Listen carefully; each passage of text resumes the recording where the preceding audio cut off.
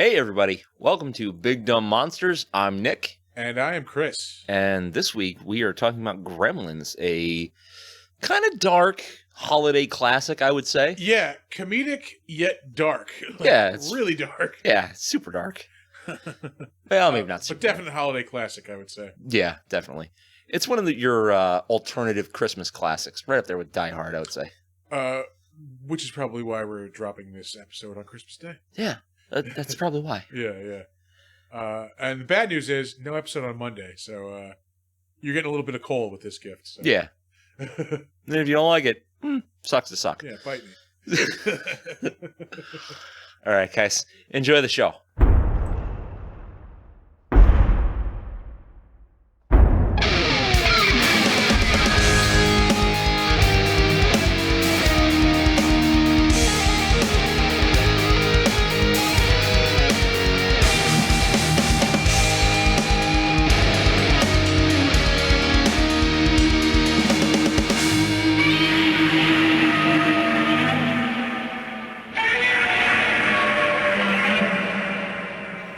I forgot that this movie is like super fun. Yeah, that's what I was thinking. Like the whole thing, I'm like, this is a fun movie. Like, it's I put it in the same category as Tremors, in that like it's a monster movie, but it's not really a horror movie. Yeah.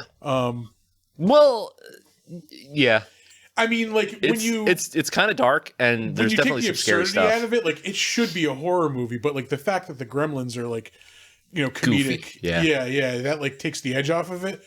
But still, like the scene that really stuck out in my mind is when Billy's mom is fighting off like 3 fucking gremlins in the kitchen. She is a stone cold fucking gangster. She straight up goes OJ on that one gremlin. Like, just grabs the kitchen knife and is like,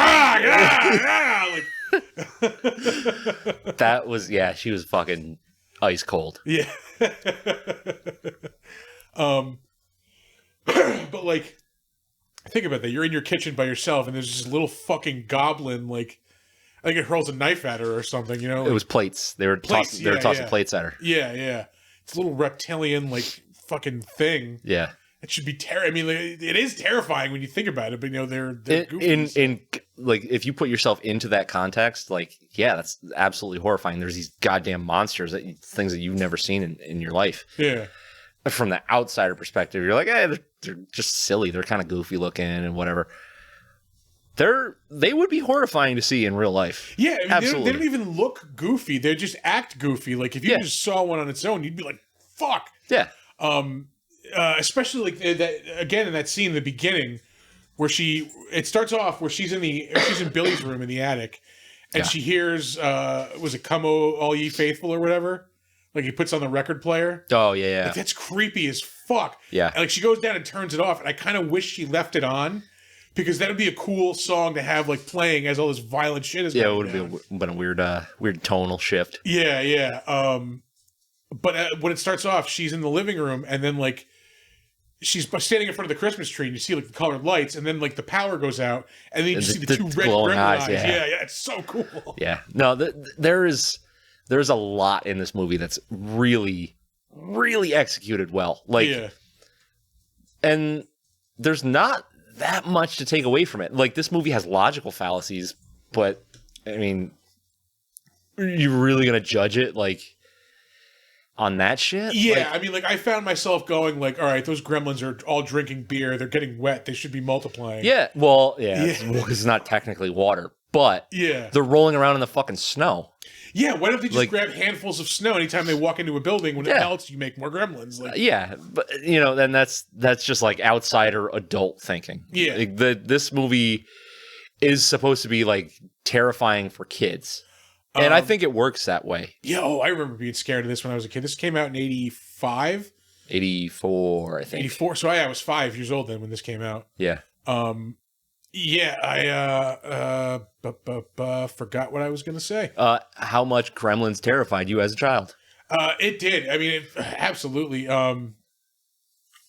Like, especially the gruesomeness of the ending. I don't want to like cut ahead to jumped ahead to the end, but like when fucking Stripe dies, it is so gruesome. It's grisly, man. Like, yeah. He's just melting and there's bones and then like, yeah, like we've stuff oozing everywhere. Oh yeah. And okay, so we have definitely jumped the gun in this show. We didn't even do the synopsis. Yeah.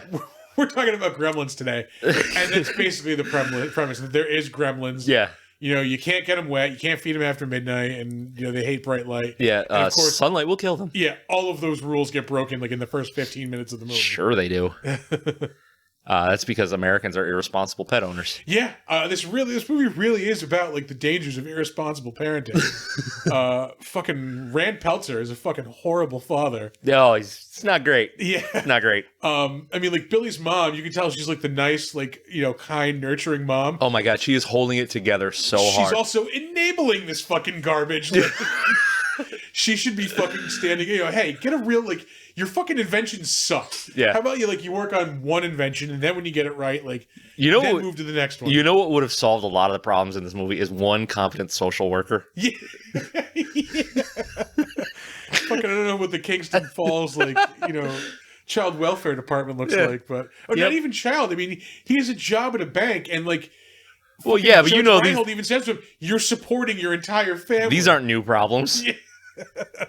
But it's town-wide. Look at Corey Feldman's character. Like, he's like 12 or maybe 10 years old. Completely like indentured servant kind of thing to his father's tree farm. He spends half the movie lugging Christmas trees everywhere. But then when he's not doing that, he's completely unsupervised. I mean, as was every child in the 80s. I was just saying it's the 80s, yeah. Oh, man. My God. Like, okay, so here's the thing. I grew up just addicted to horror movies, like as you did, I assume. Yeah. As did a lot of us. This movie didn't scare me. Like it had moments that, you know, it was like, whatever. But my brother had a toy of Stripe. Yeah. And this motherfucker had to have been at least a foot tall. Oh, like it was good. And that thing scared the shit out of me. The movie, whatever. The toy, terrified. Yeah. Like to the point where I grabbed it and like hucked it across the room and broke it. And he was mad at me forever. Yeah, rightfully so. Sorry, Randy. Sounds pretty cool in retrospect. Yeah. I mean, you're not being terrified. It was kind of a mistake, I guess. But I want to say I had a stuffed Gizmo. Like I want to say they were maybe like a Burger King like giveaway or like one of those things you pay like $5 for. Yeah. I would assume it would be Burger King because they had a Burger King restaurant. Yeah. I did get a little nostalgic for a lot of like 80. I got like 80s Burger King. I got nostalgic for. Yeah.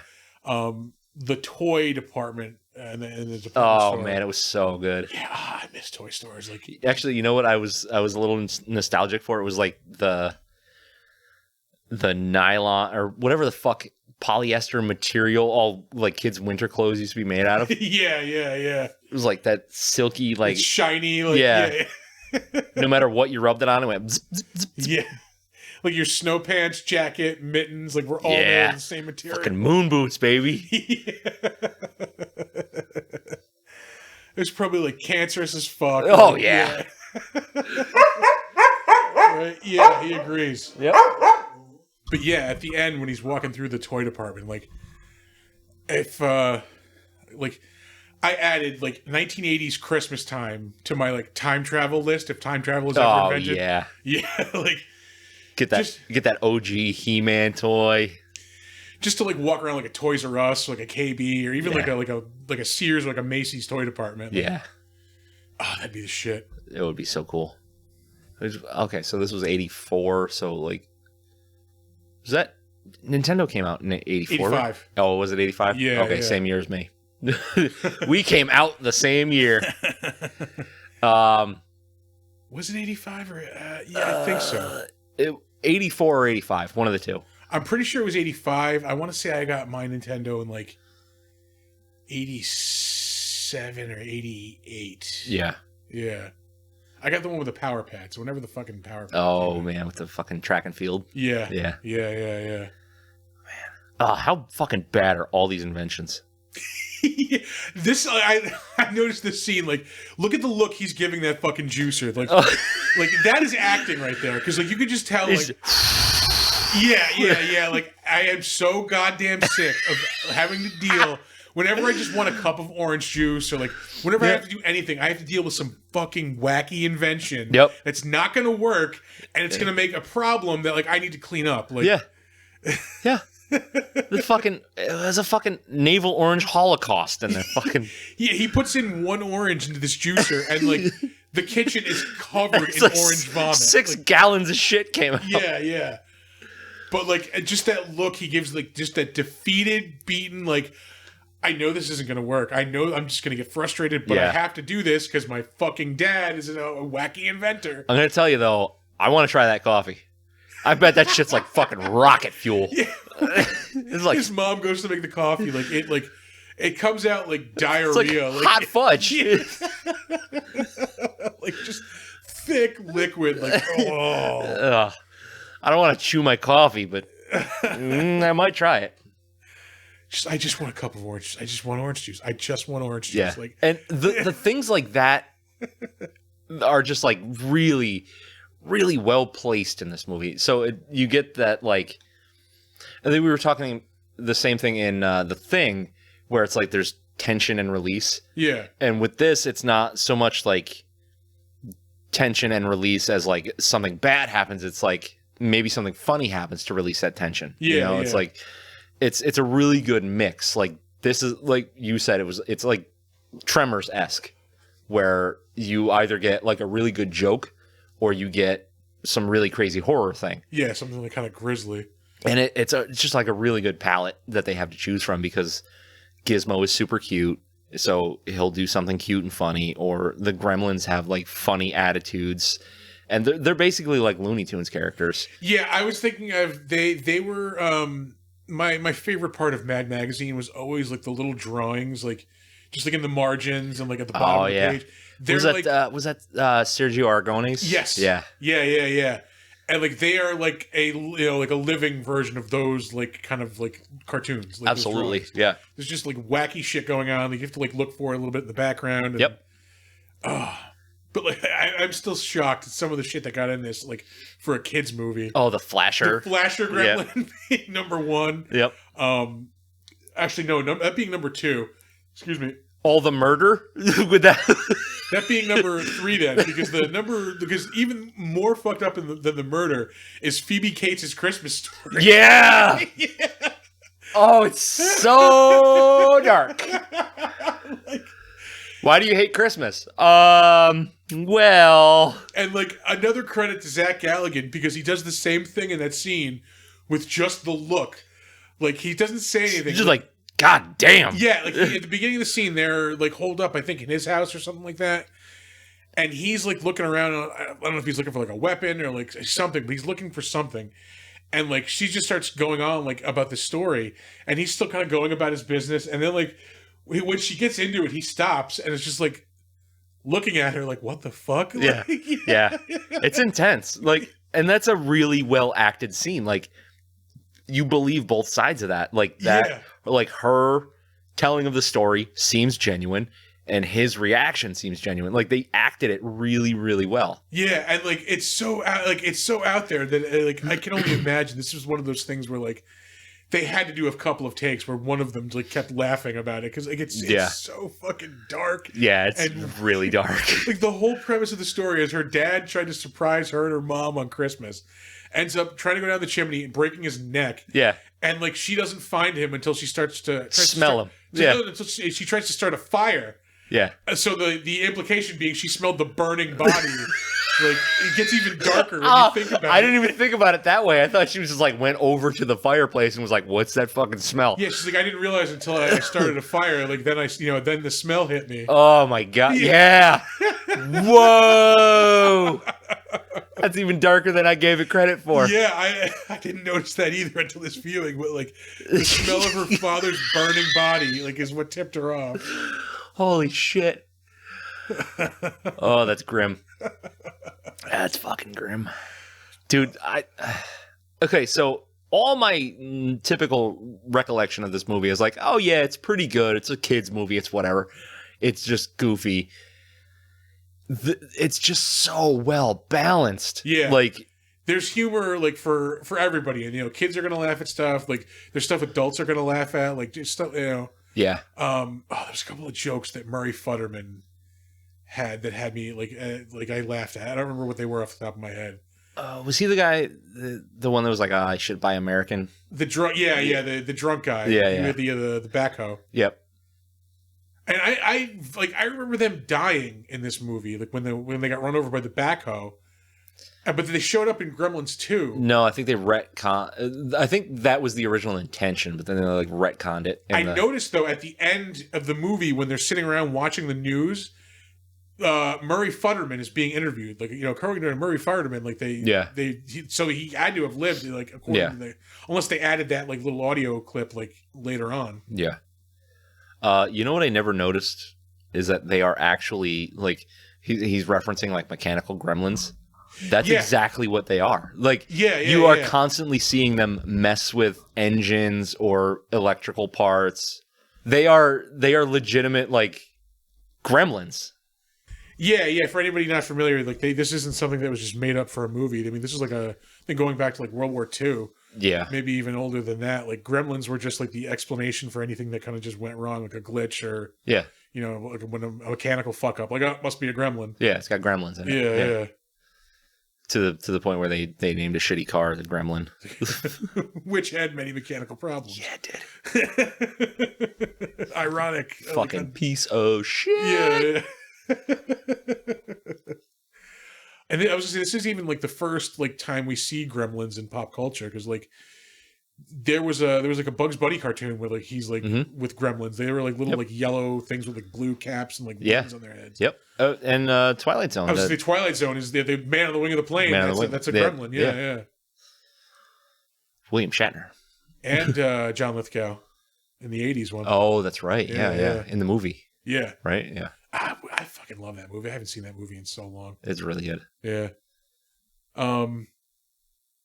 Yeah, this is just like I don't think this movie, I mean, like, it gets a lot of credit, but I don't think it gets enough credit. Like, it's a really, really good It doesn't get credit for the right reasons. Yeah. It gets credit for being, like, nostalgic. Everybody loves it. Kind of holiday movie with a twist. Yeah.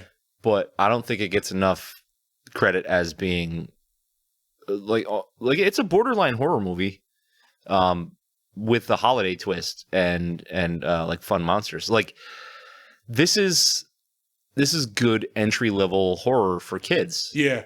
Like it's PG-13. Is it? I thought it was straight PG. You know what? It's got to be, because I don't think PG-13 was invented until. That's right. This is I think I get into it. Yeah, in the trivia, but this and Temple of Doom were the reason that they created PG-13. Okay, yeah. So to consider this PG-13 like after the fact, I think would be fair. Yeah. But yeah, it's like a good holiday family movie, but it's also like one that could be scary as hell for your kids. Yeah, which is great. I love scaring kids. Oh my god, so disgusting. Yeah, it starts off looking pretty good. Like, all right, and then diarrhea. Black. Yeah, I've had mornings like that. You should drink a lot of Guinness. But I was gonna say, yeah, I was left to watch this unattended like a whole lot as a kid. Like, it's PG, go ahead. Yeah, just watch it. Yeah. Again, it was the 80s, folks. Like, we were allowed to do a lot of shit that we don't let our kids do now. I had to pause this movie in the middle of it because I actually started. I went down like an eBay hole. After the scene in the classroom, where after he brings the Mogwai to his science teacher. Yeah. I started looking up like those old school like portable projectors. Oh my god! Like, oh fuck! I kind of want one of those. The fucking reel to reel. Yeah. You can get one for like $200. Oh, that's too much. Yeah. Oh man, I remember like I'm old enough to remember those being wheeled into a classroom. that was your version of the TV on a cart. Yeah, it totally was. Like you see that fucking film projector coming in. Yep. You're like, shit, yeah, easy day. Like, and like you'd also look for the size of the film canister. Like, be a big one, be a big one, be a big one. Like whole class, come on, let's go. Yeah. Yeah. For people that were born in the late 70s to the mid 80s, like this is a treat. Yeah. I would say. For the tone, it's very 80s. Yeah, I was gonna say it not only holds up, I think it's even like stronger of a movie now because it is like such a fucking perfect time capsule of that like just like Christmas in the 80s, like that whole feeling, like everybody, like the whole town is like, and like like I said with the toy store and like just, that whole feeling, it doesn't.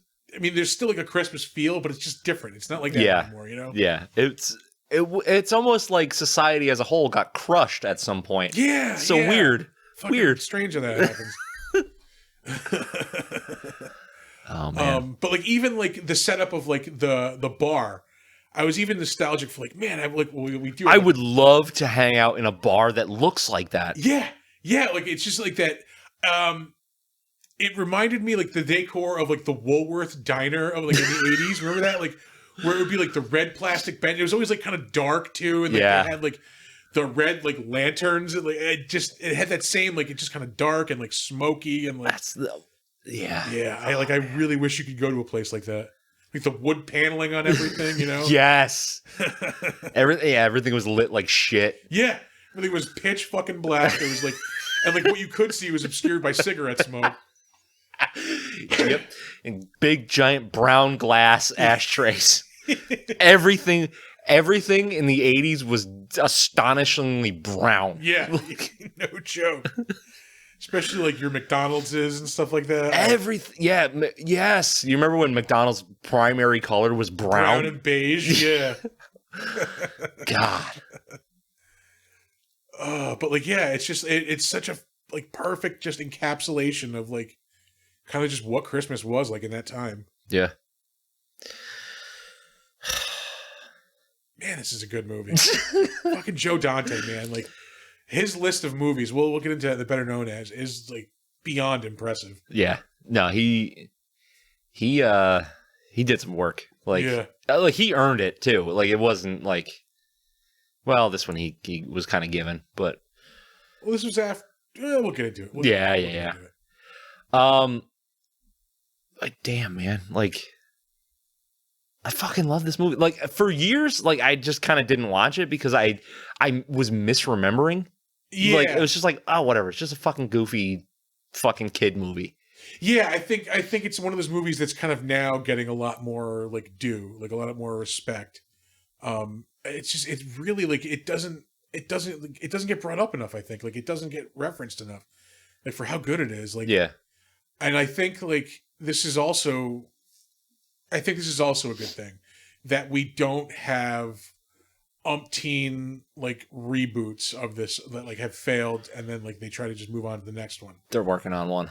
Yeah, like it's a series, I think. Yeah, they're doing like a 3D animated like computer animated like yeah. It's supposed to be like about the Mogwai. Like I think it's centered on Gizmo. I'm not okay with that. Yeah, I'm not like. I mean, I'll give it a shot just because like they've earned that. Like we haven't had anything Gremlins in 32 years, So like, all right, you want to do something new? All right, that's been enough of a time. Like, let's get a little something. Like, I would like. Hold on. I'm sorry. I just did some head math. Yeah, that was 1990. Yes, that's Gremlins 2. Oh my god. I'm not okay with that. Oh, I'm not okay with that. Yeah, I mean, like, I would like more Gremlins. Like, they haven't cashed in on it. We haven't got the cheap, cash grab. Yeah. I wish it was a live action movie, like not a cartoon, but like.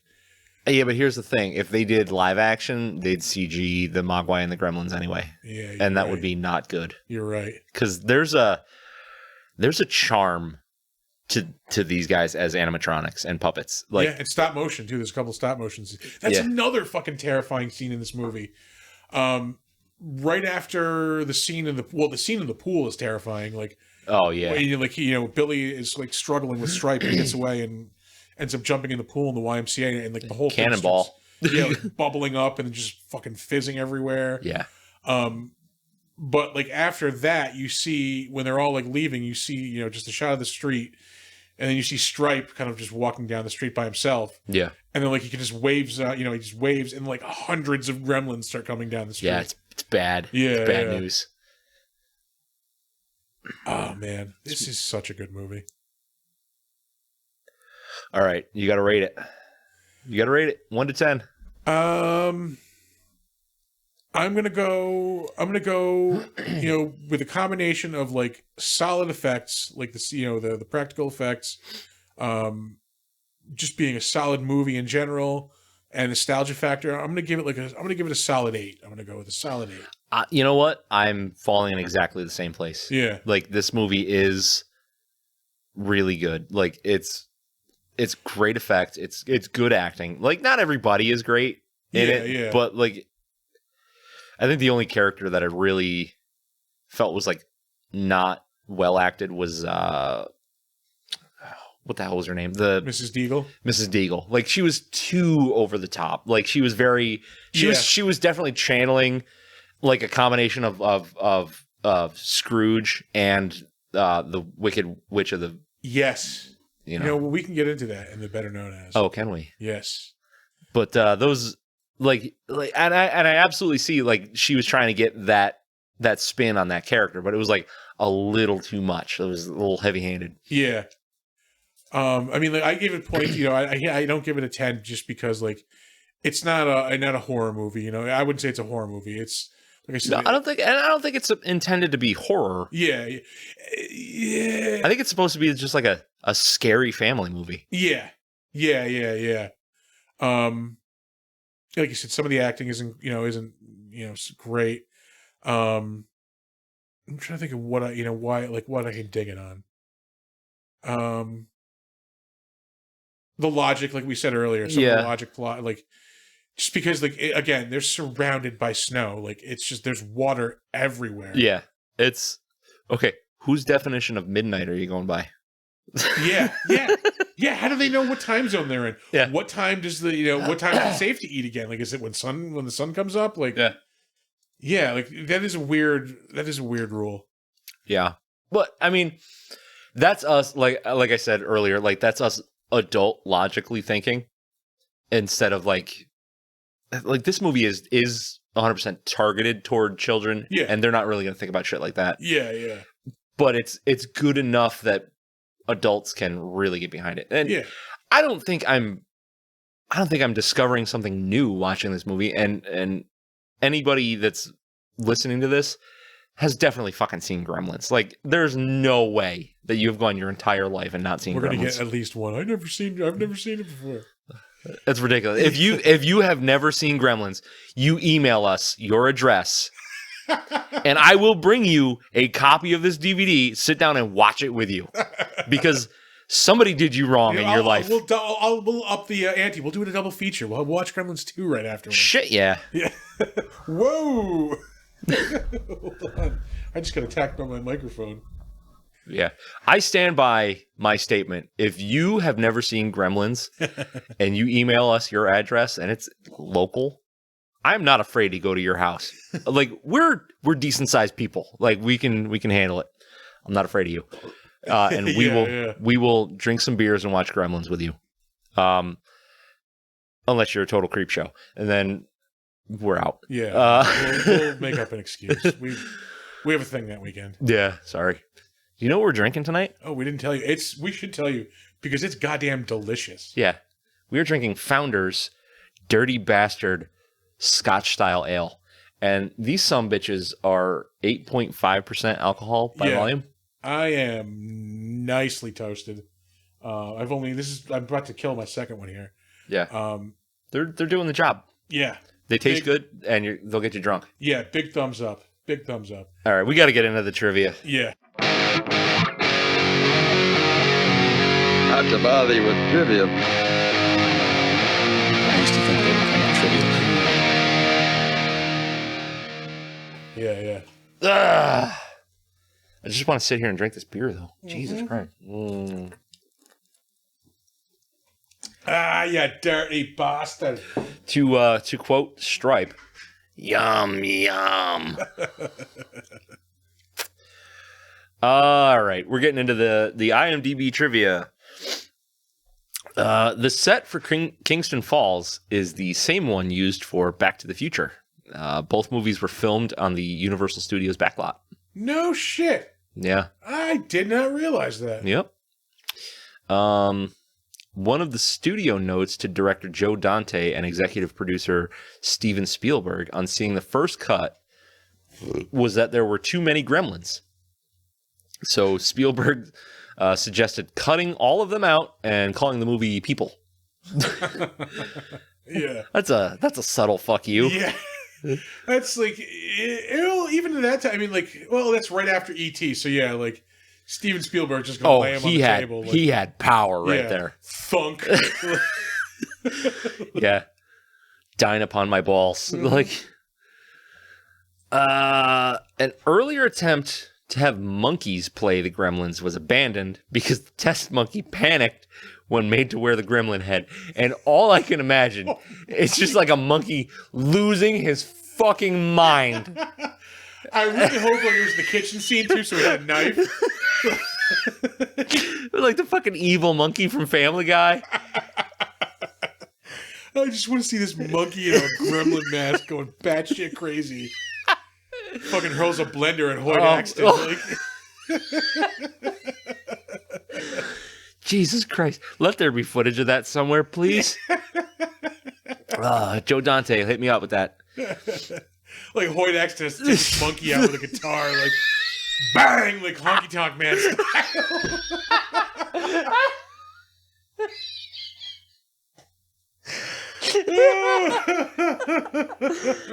You think he put flour in the guitar first? Poof. Oh Christ, I love Hoyt Axton. Now I'm just imagining Honky Tonk Man versus a fucking monkey in a gremlin costume. The fucking Royal Rumble.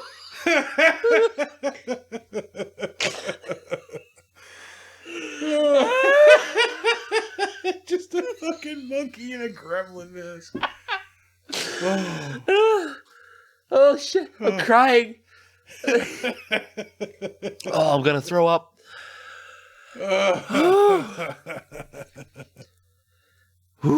Okay, so as we were talking about earlier, this movie and Indiana Jones and the Temple of Doom, which also came out in '84, were credited with with inspiring the MPAA to create the PG-13 rating, which many felt the movies were too violent for a PG rating, but like not violent enough for an R. Yeah. And they're 100% correct. Like this falls in that sweet spot. Temple of Doom were straight up ripping people's hearts out. Yeah. That scared the hell out of me when I was a kid. Did it? The heart ripping scene, yeah. Kalima. Yeah, but it's also tempered by like when that one guy gets hit in the head with a hammer, it goes doink. Yeah. Oh man. After watching Tim Burton's earlier short films, executive producer Steven Spielberg considered him to direct this movie. He decided against it, however, because at the time Burton had never directed a full-length feature movie. All right. And I feel like we could have wound up with a completely different yet still good movie. Yeah, like I think it would have been good because this is '84, so it's not like up his own ass Tim Burton. Yeah. Well, when did Batman come out? 88? 89. 89. Pee-wee's Big Adventure was 85. So Yeah. like, that's more of what we would have got, like that kind of crazy. Like, didn't have like the Tim Burton styling where everything is like curly cued and like just like candy colored, you know. Yep. So I don't know. I think that could have been a good movie. Like, I think it could have been strong. I don't know if it would have been as good as this one. Yeah, but Joe Dante is a solid choice. Yeah. Like, I think it might have been a little too goofy if Burton got a hold of it. Yeah, I could see that. Fun fact for you: director Joe Dante prefers Gremlins 2 to this movie. I could see that. That one's more of a straight up comedy. It's also like they had the technology down at that point. Like There's absolutely nothing wrong with any of the animatronics or puppetry in this movie. It's just it wasn't quite as advanced as I think they wanted it to be. Yeah. And speaking of that, the Gizmo puppets were particularly frustrating because they were smaller and thus broke down more. So consequently, to satisfy the crew, a scene was included in which the Gremlins hang Gizmo on a wall and throw darts at him. This was included on a list that the crew created, known to them as the horrible things to do to Gizmo list. That's great. So they basically said, fuck this puppet. And there's like, what else can we do to him? That's like a great way to like just kind of like build like morale on the set though. Yeah, absolutely. And let off steam. Yeah. It's like, fuck this thing. That's awesome. After the film's release, director Joe Dante stated, "I still have no idea why this picture was successful." And if you step back and look at it, especially when it came out, like what it was what it was up against, I can kind of agree with that. It's like batshit crazy. It's in a weird niche. Like it's for kids, but it's not quite kid friendly, and it's not really for adults, but it's adult friendly. It's scary. It's funny. It's not horror, but there's horror elements. Yeah, it's not a comedy, but there's funny things. It's just a weird fucking movie. Yeah. Like, and those are all the things that like hinder it, but I think those are also the things that make it successful. Because like it's just in that weird zone. Like you can't find too many movies that are in that spectrum. Yeah. The same way this one is. Amongst others, the voices of the Gremlins were done by Michael Winslow. Oh, okay. I had no idea that Michael Winslow... Yeah, no, me neither. Actually, when I was watching, because I knew Howie Mandel did Gizmo. Yeah. And I was like, oh, I wonder who did like the Gremlins. I wonder if it was like somebody like known. And sure enough, Michael Winslow. Yep. Not a Police Academy fan. Yeah, he didn't do all of them, but he did a lot of them, I guess. Phoebe Cates, who is goddamn adorable in this movie, says kissing Zach Galligan was like kissing your brother. And Galligan blames a set visit from Steven Spielberg for making him feel nervous. As I recall, his main concern was to make sure Gizmo was in the shot, says director Joe Dante. Like, why don't you leave him alone, Steve? Yeah. Like, step back a minute. Hoyt Axton, who is now Honky Tonk Man in the Gremlins universe. Had to knock out a monkey with a guitar on set. Who portrays Randall Peltzer, was a well-known and successful songwriter, as well as a sometimes actor. And his most famous hit was Three Dog Night's Joy to the World. I want to say he did the music for the Disney's Robin Hood movie also. Oh, really? Robin Hood and Little John running through the forest. That song, yep. And if you guys don't know who Three Dog Night is, just know that the singer did so much coke and had so much sex with weird women that he blew his dick up. Yeah. It apparently split open like a microwave hot dog. Oh, God. So now you've got that image in your head.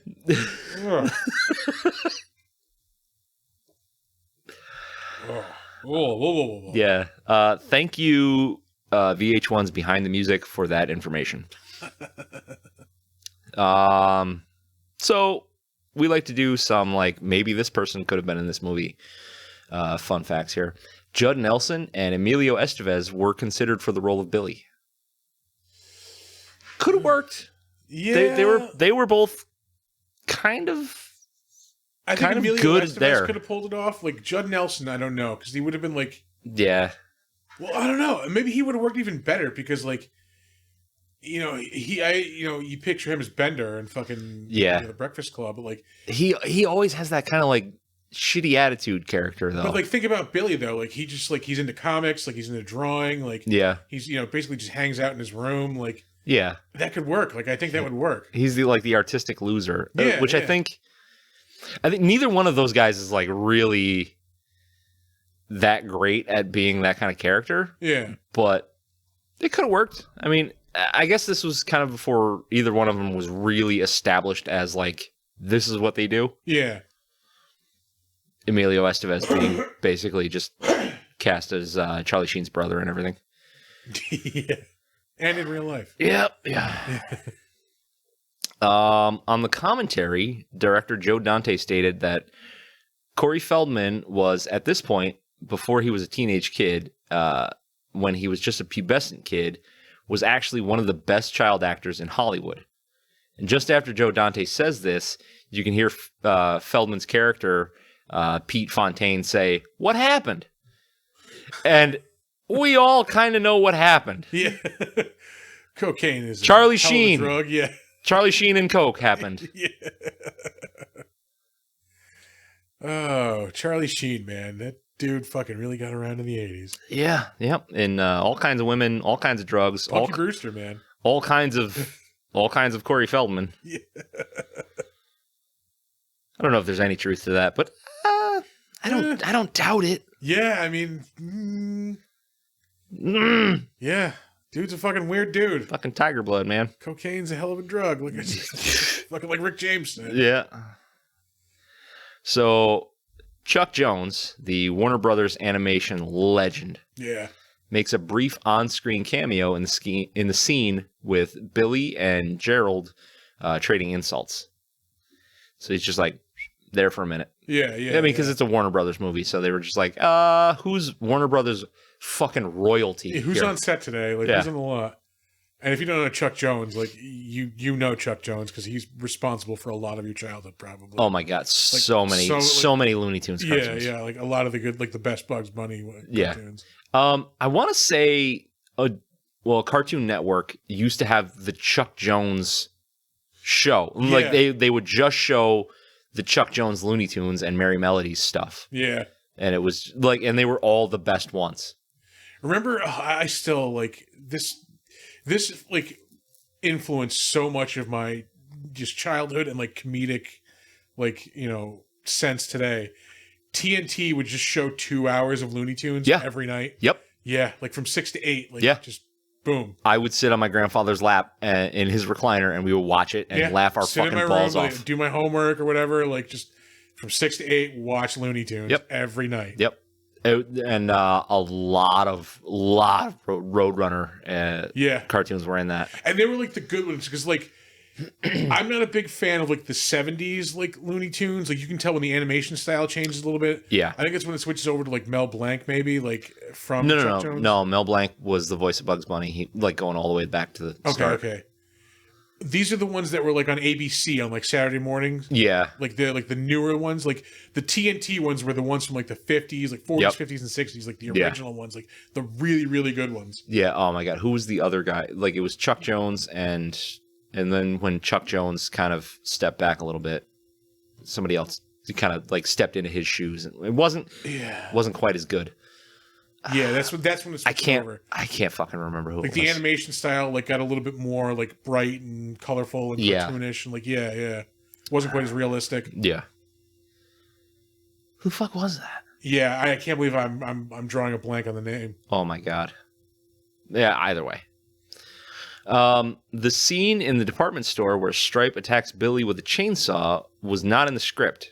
It was added by director Joe Dante and Zach Galligan as an homage to the Texas Chainsaw Massacre. All right, kind of a stretch, but I get it. Yeah. Mr. Hansen, the science teacher, originally died with dozens of hypodermic needles stuck in his face. However, by request from the executive producer, Steven Spielberg, this scene was reshot with just a single needle in the buttocks, which I agree with. Yeah, like going for the target audience of this movie, you don't want to go like crazy over the top like that. Like if this was more for adults, fucking go ham. Whatever. But yeah, like this is definitely more of a kids movie than an adults movie. So tame it a little bit, And you never really know if he dies or not, or if he's just like knocked out from having some shit injected into him. Yeah. Say we're at the pool scene right now. Like, I was like, what the fuck would you like? Oh fuck! Oh like Jesus Christ! Yeah, I don't know what to do. Like this thing is just bubbling up. Yeah, it's so bad. So much light in that water. So there's a lot of dry ice. And the human body count in this movie is 4. You have Mrs. Deagle. Well, if you count the teacher, I think Mr. Hansen is supposed to be dead. who Mr. Hansen is the Santa Claus. No, Mr. Hansen is the science teacher. Okay, so that's two. Deagle, Hansen, The Santa Claus guy, probably. probably. Because the cops, Because they were shooing the shit out of him. Yeah, that's so he plays Santa every year. Yeah. I'll get into who one of the cops is later. I gotta remind me though, because I didn't save his IMDb page. Oh, you son of a bitch. Yeah. That's 3. Who the 4th? I don't remember. Yeah. That doesn't matter. Yeah, I don't remember. Well, yeah, that's it. Let's do some better known as. All right, because I'm totally gonna forget if we don't know it now. One of the cops is Jonathan Banks, that guy right there. The younger guy? Yeah. Yeah. He is most well known now as Mike Ehrmantraut from Breaking Bad and Better Call Saul. Okay. Like He looks like a poor man's James Woods. He's the gangster guy on. Yes. Yeah. He's like his character. He's like a former cop, and like he ends up like into crime. Basically like his son was also a cop. You find out. Spoilers for Better Call Saul and Breaking Bad. This show is like 1,000 years old at this point. Yeah, Get you over find yourself. out like his son is a cop. Well, was a cop. He ends up getting like killed on the job. And like he was a cop himself. So the reason he goes into crime is because he ends up taking care of his son's widow and their daughter. Like he has a young girl. Yep. So he ends up like kind of doing like odd jobs, and he ends up like working for this fucking crime boss. But it's very Van Damme's Lionheart. Yeah. It is like, but like I would say one of the greatest fucking TV characters, probably of all time. Yeah. On to the better known as. We'll start off this week with Joe Dante. I always like to start off with the directors. Do you? Yeah, I keep trying to remind myself to do it every week, and sometimes I forget. Today I didn't. Yeah. Joe Dante. I guarantee you are familiar with some of his movies. We just mentioned one in our last episode, which I will get to in a moment. We did. Yeah. Yeah. Let's see. His first movie, 1968, The Movie Orgy. Don't know what that is, but it's a documentary. His first movie is Hollywood Boulevard, 1976. Rock and Roll High School, he did an underground directing on. I love that movie. I wouldn't go that far. Yeah, I mean, like... I love what that movie is. Thank you. Yeah. Hey, anybody want some pizza? I fucking love you, Joey Ramone. I miss you every day. Yeah. A lot of our listeners will probably know Joe's movie, The Howling, the werewolf movie from 1981. He did a couple episodes of Police Squad, which is a fantastic TV show. It's eventually became The Naked Gun. It's the TV series that The Naked Gun was based on. Twilight Zone, the movie, which we just mentioned a little while ago. He did a segment on that. Yep. I want to say that this was the one with the old people, like where they get young again. It's a Good Life. Yeah, I think that's the one. Probably. We just did a whole podcast on Gremlins, which he directed in 1984. We just previously mentioned that. Yeah, we've touched on it today a little bit. 1985, he directed an episode of The Twilight Zone, that 80s Twilight Zone revival that always pops up on here. I'm gonna have to acquire that. Yeah, I really need to see those again. With Amazing Stories too. I started watching that again on Apple TV. Amazing Stories. Was that was on NBC, and it was that was kind of like a precursor to like Beyond Belief, right? Like that style of show. I'm not familiar with Beyond Belief. It was an anthology. It was Beyond Belief, Fact or Fiction. No. Amazing Jonathan Stories Frakes. It's an anthology show. And like every week there's like a new like big name director who did a segment. So it'd be like, Steven Spielberg did one. Robert Zemeckis did one. Okay. So it was all like fiction. Yeah, like sci-fi, like stuff like that. Yeah. I remember the show, like seeing reruns of it or whatever, but like I don't think I've ever really watched it. The one that always sticks out in my memory is there's like this fucking like popular like jock at school, and like obviously he's like the football quarterback, and like everybody fucking digs him. Yeah. And like there's this nerd girl who's like in love with him. Hey, Nerd Girl is a great song by MC Chris. But there's like this meteor crash, and he ends up getting like magnetic. He turns magnetic from being exposed to the meteor. Okay. Excuse me. So like the whole episode is just him. I forget who plays the dude. I just watched this not that long ago. Kind of like doing a lot of like physical comedy, basically being like attracted to metal, like fucking like shit like flies at him. Yeah. And he's getting stuck to things.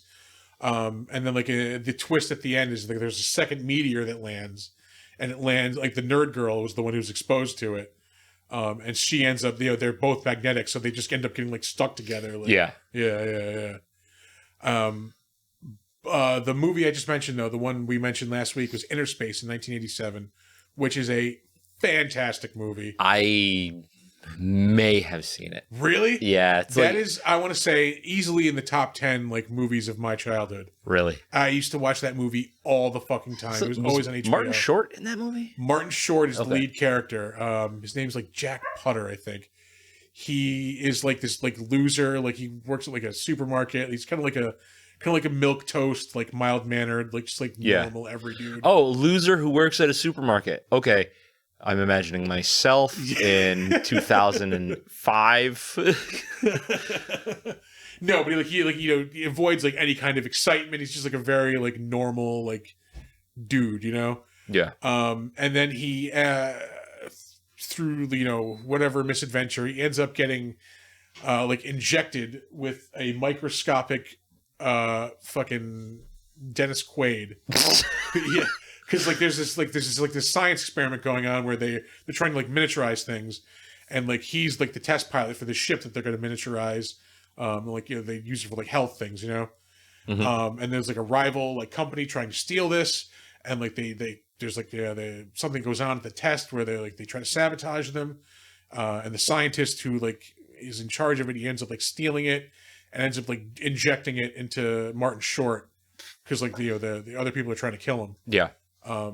And it's a fucking fantastic movie. Like, so the rest of the movie is just like, Dennis Quaid and like Martin Short kind of communicating like, hey, like I'm in your body. Like, I'm stuck here. You need to get me out. Like, cause he's going to re-embiggen basically like in like 48 hours. Okay. Like so they have to like figure out how to get him out and like how to, cure him and all that. Re-embiggen. Yeah. We invented a word today, folks. No, fucking embiggen is invented by The Simpsons. Oh, really? Yeah. It's a fucking classic joke. I think like in the first season of The Simpsons. Oh, Jesus Christ! Yeah. They're talking about like the founding of the town, Jebediah Springfield. Yeah. And like the town motto is like his noble spirit embiggens the smallest man or something like that. And like one of the teachers is like embiggens. I didn't even know that was a real word. And the other teacher's like, oh, come on, that's a perfectly cromulent word. Oh, God. That actually, that rings a bell. Yeah, I'm pretty sure I've seen that episode. But Inner Space, it's like an action, like adventure type of movie. Meg Ryan's in it, Dennis Quaid, like I said. Nobody did adventure movies like the 80s did adventure movies. Yeah, seriously. Like just big adventure, like just action.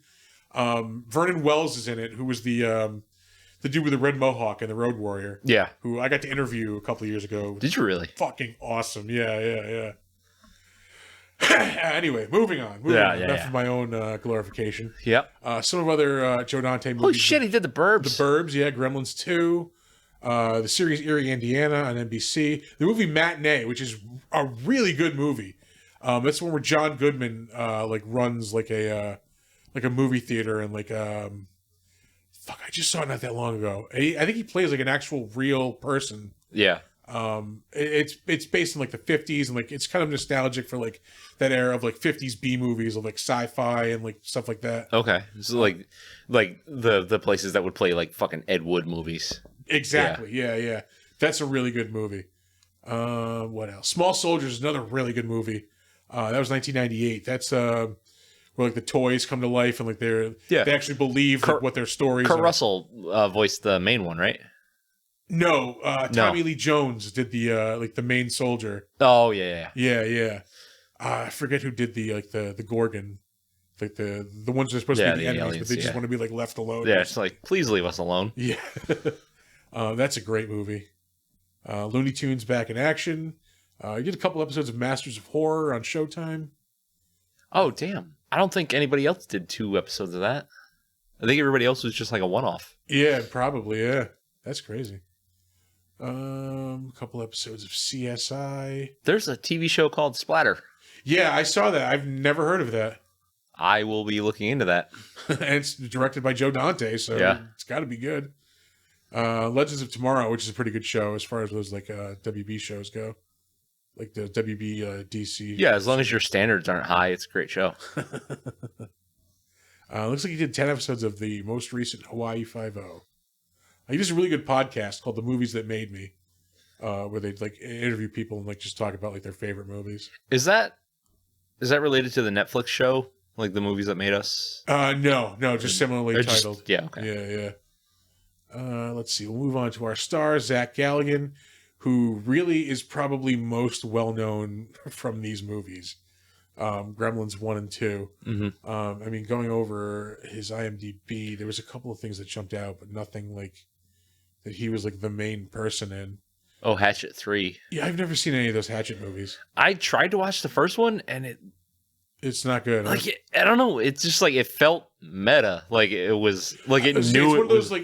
they're kind of like a bastion for like B movie horror stars, right? Like Yeah, a lot well, of them show up in those movies because Kane Hodder plays Victor Crowley, the main villain in those. Oh shit! And I mean, like nothing against Kane Hodder, he's fucking amazing, but like, he was the best Jason. But, Yeah. it's just like the film making around him just didn't seem that great. Maybe they get better. I watched the first one and it was just I talked to him fucking at a weird. convention once. Like this has got to be like fucking My dad got choked by him. really. Yeah, because that like that's his thing. Yeah, like yeah. if you get an autograph or whatever and you take a picture, he'll just fucking throw his hand right up around your fucking throat. I want to say this was like 2005. This was like the old fuck. This was like Wizard World Boston, I think. Jesus Christ. That's how old that was. Wizard doesn't even exist anymore. Wizard magazine is gone? It's been gone for like decades. Yeah. No. Yeah. God damn. I used to buy those. Like yeah, I used to love Wizard magazine. in the Jesus Christ, probably around like 2008, 2010 maybe. There's a big influence on fucking like why I came up with the Evil Geeks, man, was Wizard magazine. No shit. Let me just throw some alcohol on top of that. Yeah, no, these beers are fucking outrageous. So good. So good. I don't like. Okay, so little insider information. I have looked at these beers at the Bev many times. I never got them.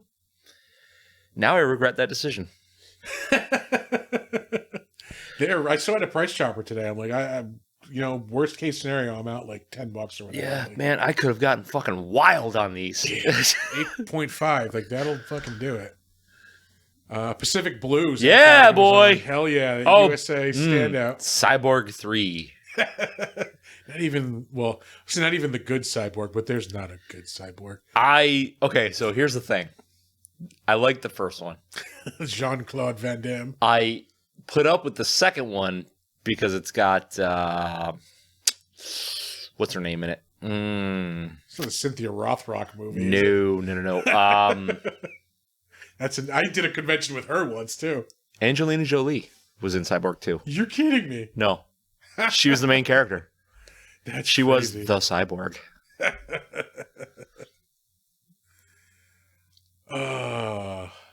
So pretty much Gremlins and Gremlins 2 is what you're saying. Yeah.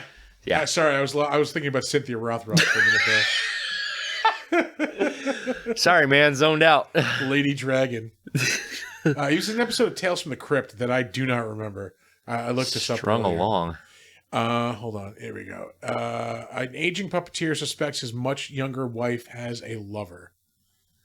I don't remember that. Do not remember that. The only the only puppet episode I remember of that was the one with the ventriloquist. With Don Rickles and Bobcat Goldthwait. Was that?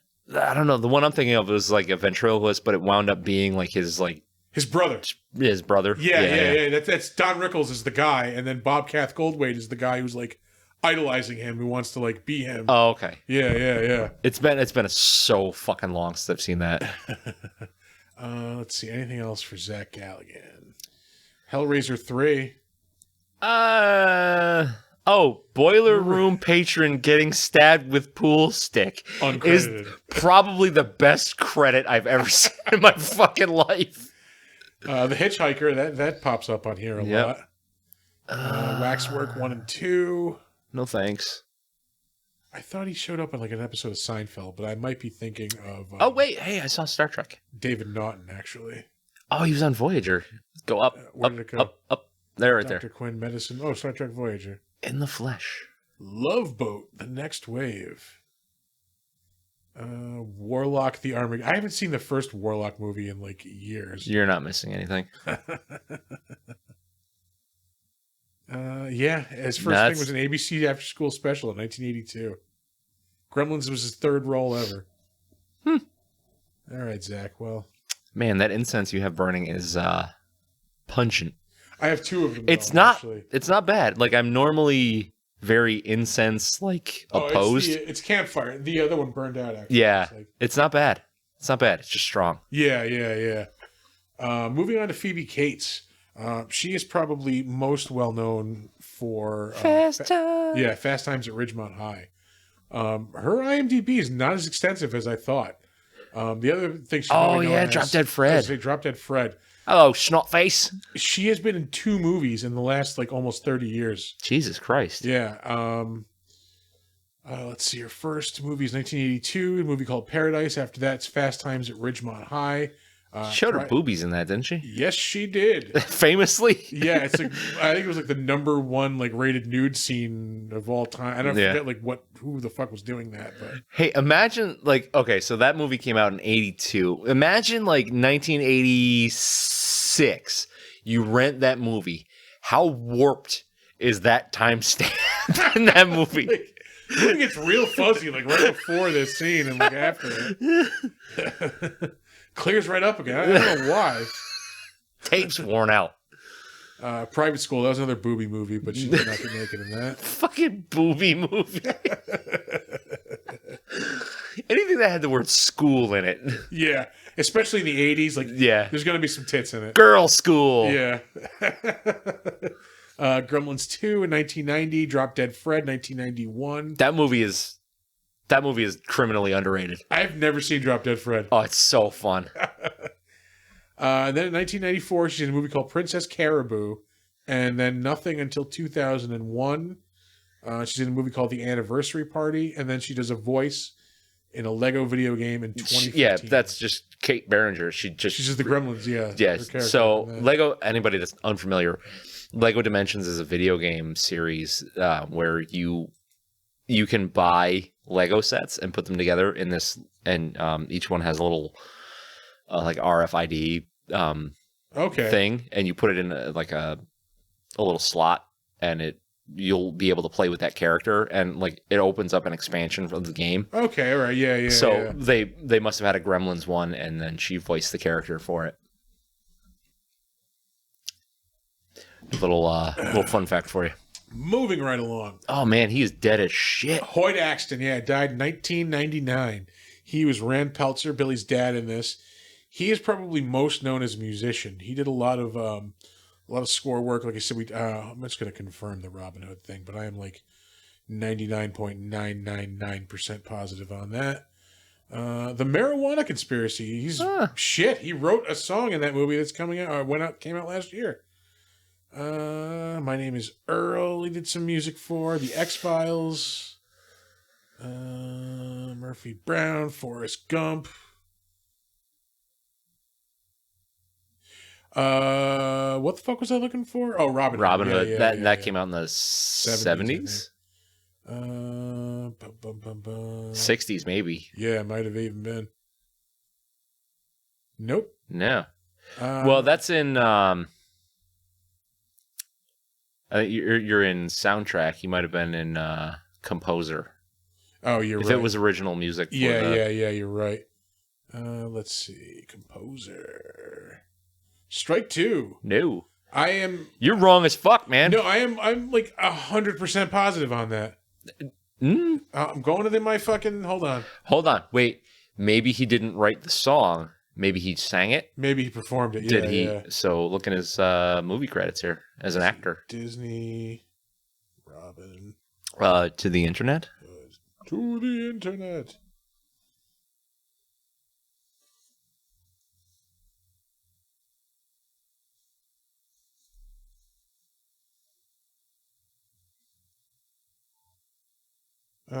Silence is always great for a podcast. Oh, it's the best. Yeah. That's what editing is for. Robin Hood soundtrack. Hold on. Hoyt. Yeah, Hoyt Axton. Yeah, he did Oodle Lolly. That's the Robin Hood and Little John running through the forest. Oh, okay. Yeah. Well, there's music department. He might be in that. Whatever. No, I want to know. You know what? God damn it! I'm standing by it. I need to find out where he is properly fucking credited to have been in Robin Hood. Maybe fucking. I don't know. Maybe he just fucking. Oh, we didn't look at an actor, didn't we? I don't know. No, we didn't. I suggested it, and then you ignored me. So you can go fuck yourself now. I'm continuing to ignore you. I'm going to look through this. Played himself in the Dukes of Hazzard. Diana. God, I am going to die on this hill. I know I'm right about it. I don't give a fuck if you're right. I just need to know where he's credited.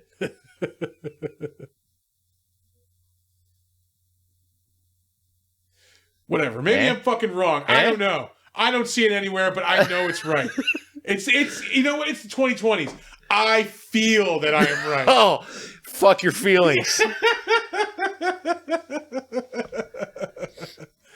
Bite me. One song I've got enough Republican relatives. I know what I'm saying. You know what? One thing he's not listed on here that I know he's in is one of the best episodes of Mystery Science Theater. Mitchell. He did the theme song for the movie Mitchell. And I don't see it on here either. So I am going to take that as evidence that I am right. Oh, the fact that you can't find proof means that you're right. Exactly. Got it. Yeah. Not on here. Boom. Nah. I'm right. Anyway, he's Billy's dad. He's a fucking garbage invention. He did a voice on Captain Planet in 1994. Big Ed Baker. Big Ed Baker. Let's see. It was an episode. What do you mean, Big Dan? We got a problem here, Big Dan? Murder, She Wrote! That's why I knew I was on here for some reason. Got it! 1988, he was Sheriff Tate. He looks like a Sheriff Tate. Murder, She Wrote. Woo! I thought maybe we were going to get out of here without one. I was literally about to close this too, forgetting that he was the Murder, She Wrote person. That could have been bad. Yeah, now I can close it. I would have realized, oh, fuck, I forgot we had a... Oh, he's even fucking deader. Yeah, Kie Luke. He was the old man in the shop in the beginning. Chinatown. Yes. He is probably most well known from being in these Gremlins movie. He has done a stunning amount of voice work. He's been in a lot of shit in general.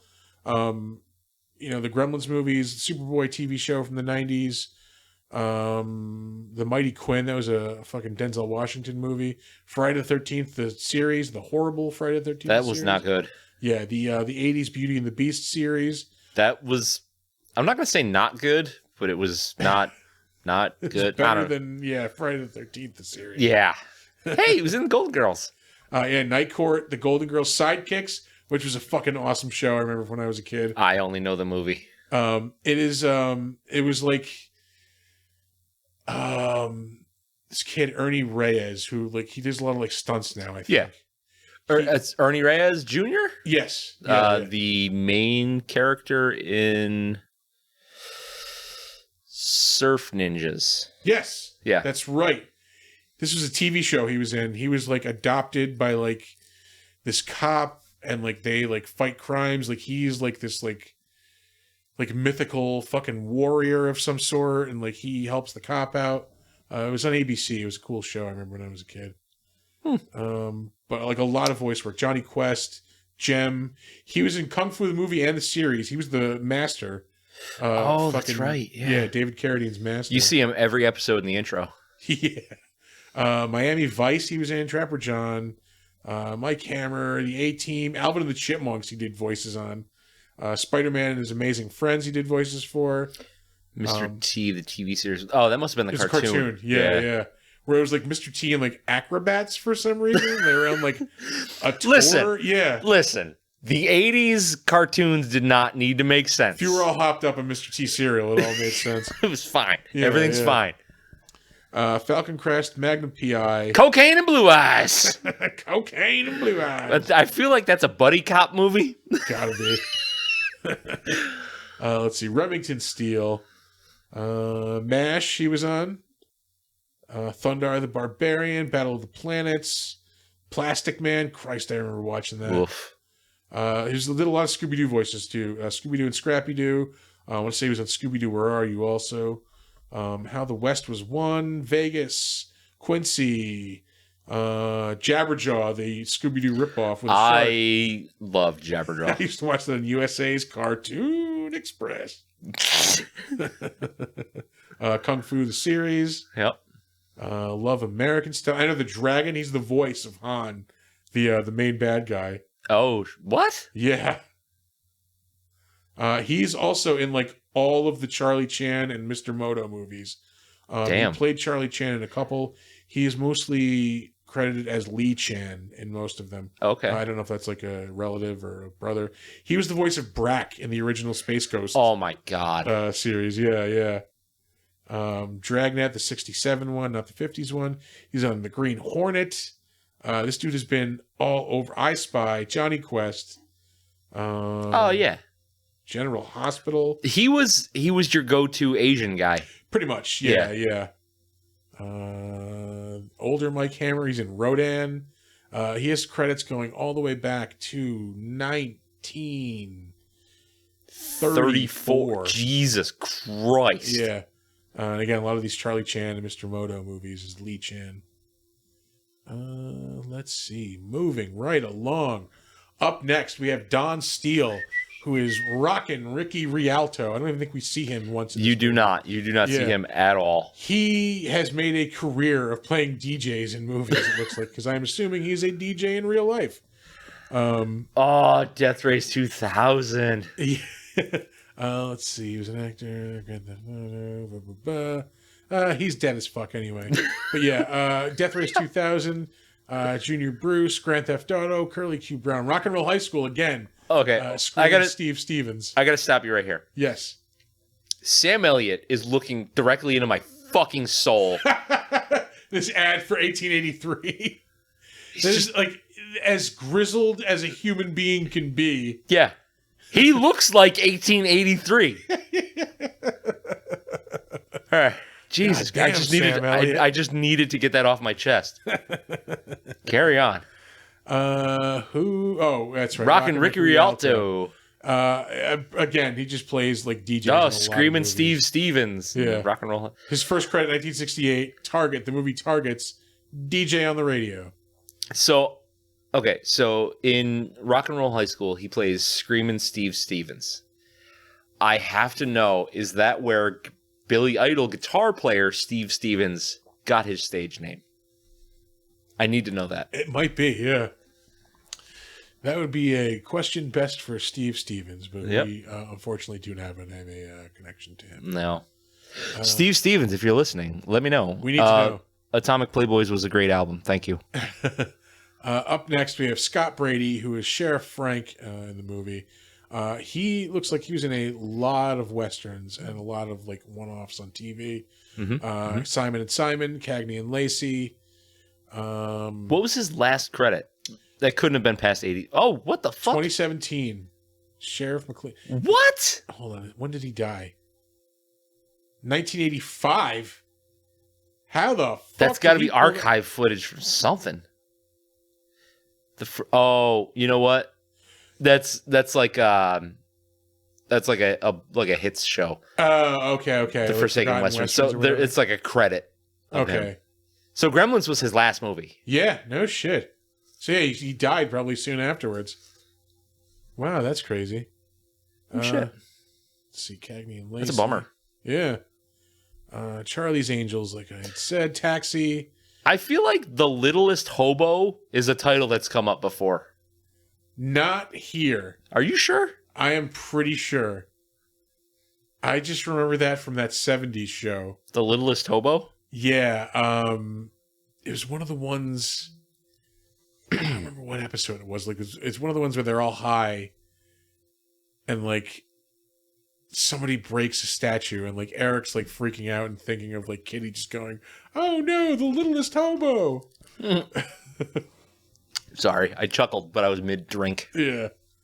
The Rockford Files. Oh, shit. A bunch of episodes of that. Yeah. Did the movie end? Holy shit, it did. Yeah. Oh, dude, that movie ended like a fucking hour ago. I didn't even notice. Hawaii 5. Was there a reason I saved this? I don't think so. Gunsmoke. It's another show that shows up on here. Just because he was like our fucking one-off TV guy? Yeah, pretty much, yeah.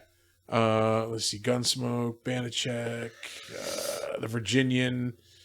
I'm not seeing anything great. Mannix. Like everybody's been on Mannix. Yeah, like a lot of things like, people have heard of, but Adam 12. Portrait of Violence sounds great. But for the 60s, though, probably wasn't. Yeah. Yeah. Red Tomahawk. Alfred Hitchcock.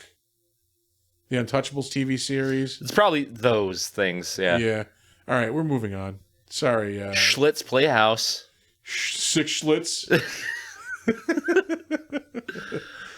Corey Feldman. Cokie Feldman. I was like, when I was looking this up, I'm like, did we do him in our Lost Boys episode? And then I realized we haven't done a Lost Boys episode. No, we did that for SUNY. We did that for SUNY. Any listeners listening in from SUNY found us at that thing. Thanks for sticking around. Yeah, thanks for sticking around. That whole thing is up on YouTube. Oh, is it really? Yeah, which I don't know if I'm happy about. Yeah. Well, that's a thing. Yeah, like, not that I'm not, like, I know I'm angry about it. Like, we just probably, I don't know. I don't think we were at the top of our game at that point. Yeah. Also, we didn't have proper equipment. That also, yeah. I had to mostly just yell. But no, I'm Goonies happy we were there. 2 is announced? Apparently? I don't want that. Yeah, he's still playing Mouth, which is going to be a thing. Ugh. We're on to Corey Feldman, if I haven't mentioned that already.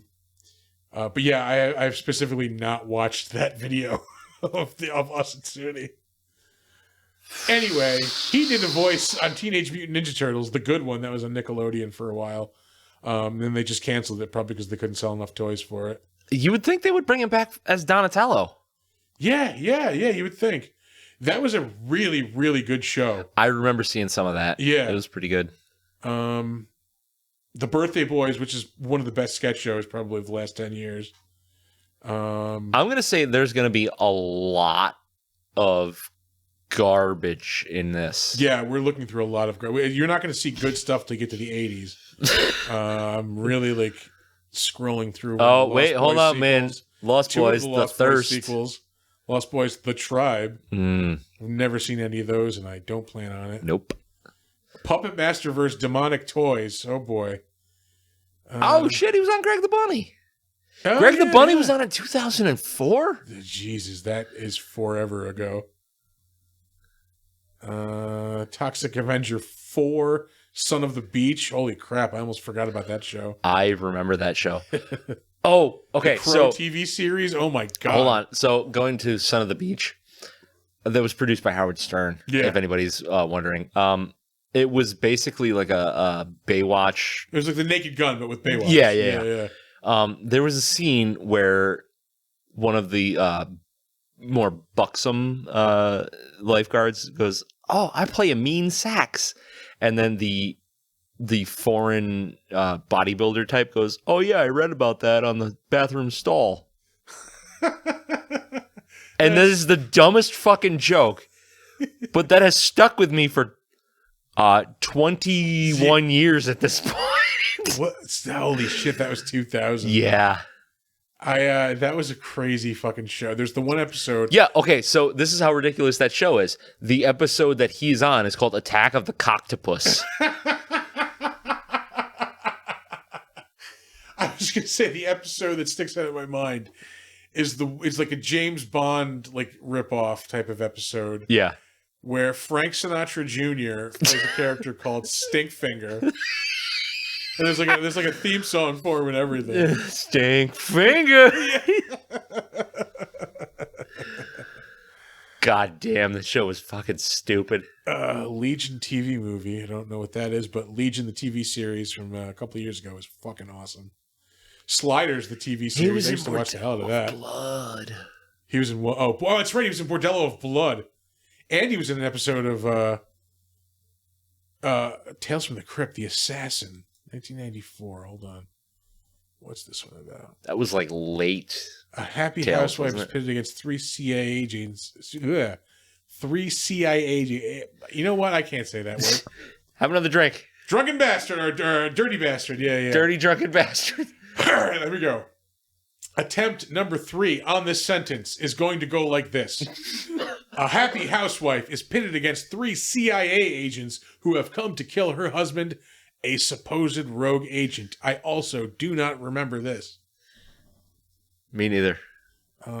Sally Hack, don't know who. Jonathan Banks again. No shit. Huh. I don't remember. You said you have a bunch of those, right?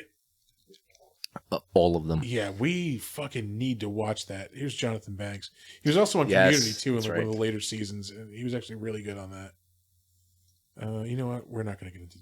Actually, you know what? Fuck it. He was in this movie, so you know what? I am going to get into Jonathan Banks. I just opened him up twice. We're jumping off Corey Feldman. He's in the Goonies. You know who Corey Feldman is. If you don't know who Corey Feldman is, yeah, go watch The Lost Boys. Go watch Goonies. Stop there. Yeah. Maybe like License to Drive or something like that. The Burbs. Banks. Watch The Burbs. Yeah, there you go. I mentioned Mike Ehrmantraut in Breaking Bad, and El Camino, and Better Call Saul. Looks like he's playing Black Mask. I don't know if that's a video game or Catwoman Hunted. Maybe like an animated movie. Probably animated. Yeah. Man, Black Mask is such a cool villain. He does a voice on F is for Family. I didn't really like that show. I watched like the first season and I haven't gone back to it. I know one of our friends is into it. Yeah, I didn't finish it. Let's see. El Camino, I mentioned. Better Call Saul. Here's my thing with F is for Family. I was watching it, and I was like, okay, so it's a little more serious Family Guy with more swearing. I don't really care. I like Bill Burr, but I kind of like... I keep, like... I can't talk about this without getting political. I don't want to get political. But I keep getting on his comedy train and then getting off. And then like getting on and like, oh yeah, this is the reason I got off. And then like, yeah. Yeah. Anyway. He did a voice in The Incredibles 2. Rick Dicker. Yeah, I'm trying to remember. I don't remember that character. But those movies are incredible. Yeah, they really are. Hey, Gravity Falls. I don't know if you've watched that. That show is good. No, I haven't. It's more than just like a goofy kids cartoon. Yeah. I know it's got like a big following and it gets talked about a lot. I never gotten into it. My kids watched it and they loved it, and then I got kind of sucked into it, like because there's this giant conspiracy theory thing going on through the whole show. It's really good. Ooh, excuse me. No, I don't think I will. I won't. No. It's the voice of Commissioner Gordon in Batman: Arkham Knight, which is a badass video game. I still have to play those. I have them. I just haven't played them. Those are good games. Like like as far as just time killing, like, getting you really sucked into it, those are good games. And if you're looking for like a game where like, if you're a completionist, you just have to find like everything, like that's a good game to do that in. Like I said, he was on Community. I am not that guy, by the way. That game actually like pays off because if you collect like all the like the Riddler trophies, you actually like fight the Riddler at one point. Oh, really? I feel like I could fight the Riddler. Yeah. He's in like a big mech suit though, so it makes it kind of hard. All right. Yeah. Let's see: Vegas, Parks and Recreation, CSI Miami, 2.5 Men, Modern Family. He's in a lot of stuff. One episode of a lot of stuff. Yeah, he's our one-off guy. It looks like ER, Dexter. Puff Puff Pass. I don't know what that is, but interested now, aren't you? Yeah. Joan of Arcadia, Alias. Crocodile Dundee in Los Angeles. Oh man, you know it was a bad movie? That. Yeah. You know what? I feel like he's going to be on Murder, She Wrote. I should have looked up his thing. Well, here we go. We're in 1995 94. right now. We got 1 year left to look through. Walker, Texas Ranger. Hey, he was in Highlander. The TV series? Yeah. Where'd it go? Yeah, Highlander. Mako. Never heard of him. I just don't remember it. Ooh, Deep Space Nine. Free Jack. Oh, God, that movie's horrible. Designing Women. God damn it, he's on CBS. Like, we're close. We're running out of Perry Mason. Perry Mason. Wrong show. The Good Hunter. Nope. No, Murder, She Wrote. God damn it. Damn. Who is responsible for this miscarriage of justice? Beverly Hills Cop. That's right, he's in that movie. I forgot. That fucking garbage right there. Buckaroo Banzai. That movie is so fucking stupid. I do not understand why that movie gets as much respect as it does. I think we've talked about it before, and I think it has a lot to like. It's recent. Love has to do with Ready Player One. Yeah, because it is referenced heavily in that book. I don't fucking get it. I tried watching it. It's dumb not as a good shit. movie. Yeah. No. Simon and Simon, which comes up on here a lot. Murder? Oh no! Oh, God damn it! I got excited. No, we're too late. We're too late. This is 83. Murder me, murder you. Murder me, murder you. Hill Street Blues. We just had a murder boner. TJ Hooker. Murder boner. Lou Grant. He's an Airplane. Holy shit! I didn't realize that. Like the war years. I think we've stopped caring about anything that he's been in at this point. Yeah. Linda's film on menstruation. No, we care. What the fuck is that? What? This is in 1974. He played Johnny Stanton in something called Linda's Film on Menstruation. That's sure as fuck bet we're clicking on this link. That has to be like one of those like classroom. They showed it in girls' health class. Here's the synopsis. Presents the story of a 15-year-old girl who experiences her menstrual period, describing the reaction of the girl and her 16-year-old boyfriend as they learn more about the subject of menstruation. Yeah, okay, so this was in girls' health class. Yeah. And he probably played a character who went, what's that smell? What the fuck? Yeah. He plays the boyfriend. Oh, he is the one. Oh, Jesus. Did you get stabbed? Did you just go trout fishing?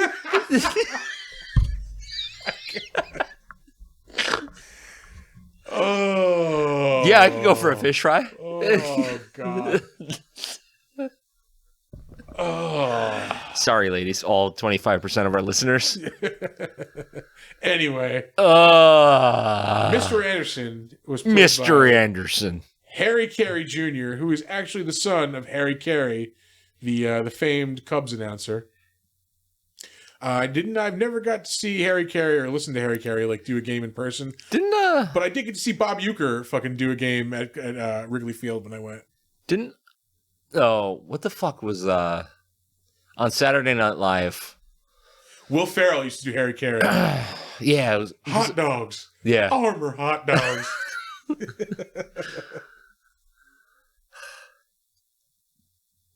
Exorcist 3. Sorry, I had to pause there. That's a good movie. A sip. He played Father. He was Martha Fred. Yeah, Tombstone. Yeah, another just fucking fantastic movie. Okay, so we talked about this a couple episodes ago. Tombstone is just Here's the thing. I will go on record saying this, and I will prove it to anyone. If you don't like Tombstone, I will fucking fight you.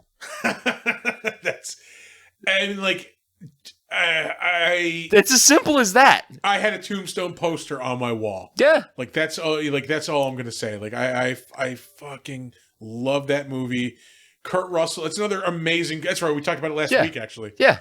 Kurt Russell is just amazing in that movie as Wyatt Earp. Okay, you cannot find a better movie with Val Kilmer in it.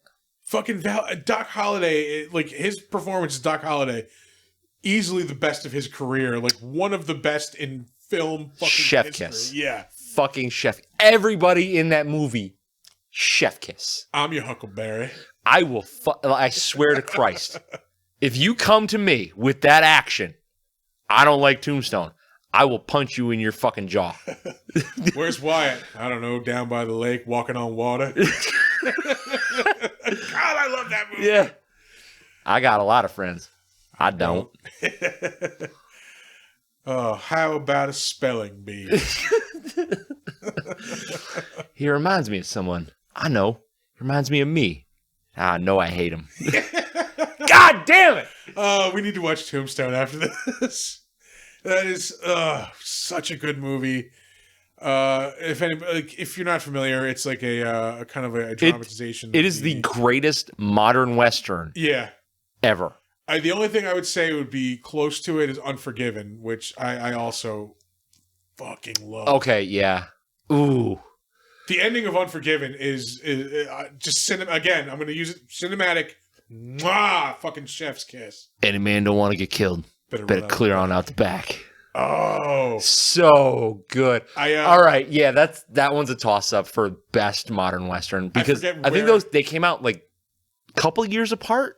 I want to say Unforgiven is like 91 or 92 at the latest, and Tombstone's 93. So yeah, a year afterwards. It's like, oh my God.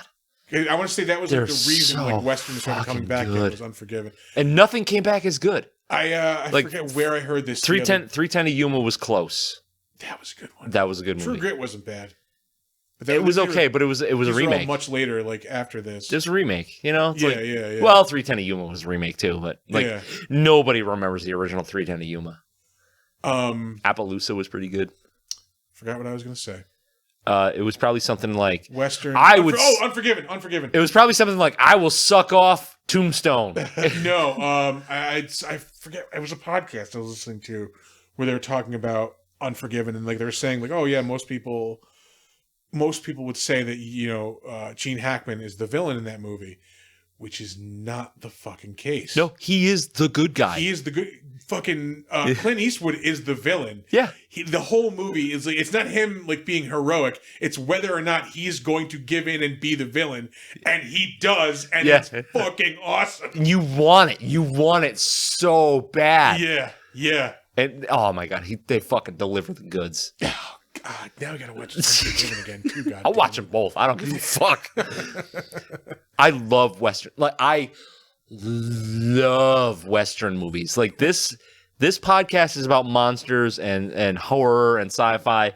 I will watch a good Western any day of the week. Yeah, was it this person? Somebody on here I might have saved. They were in The Searchers, and I have been dying to watch The Searchers. That movie is so fucking good. It was this dude. The Searchers. John Wayne? Yeah.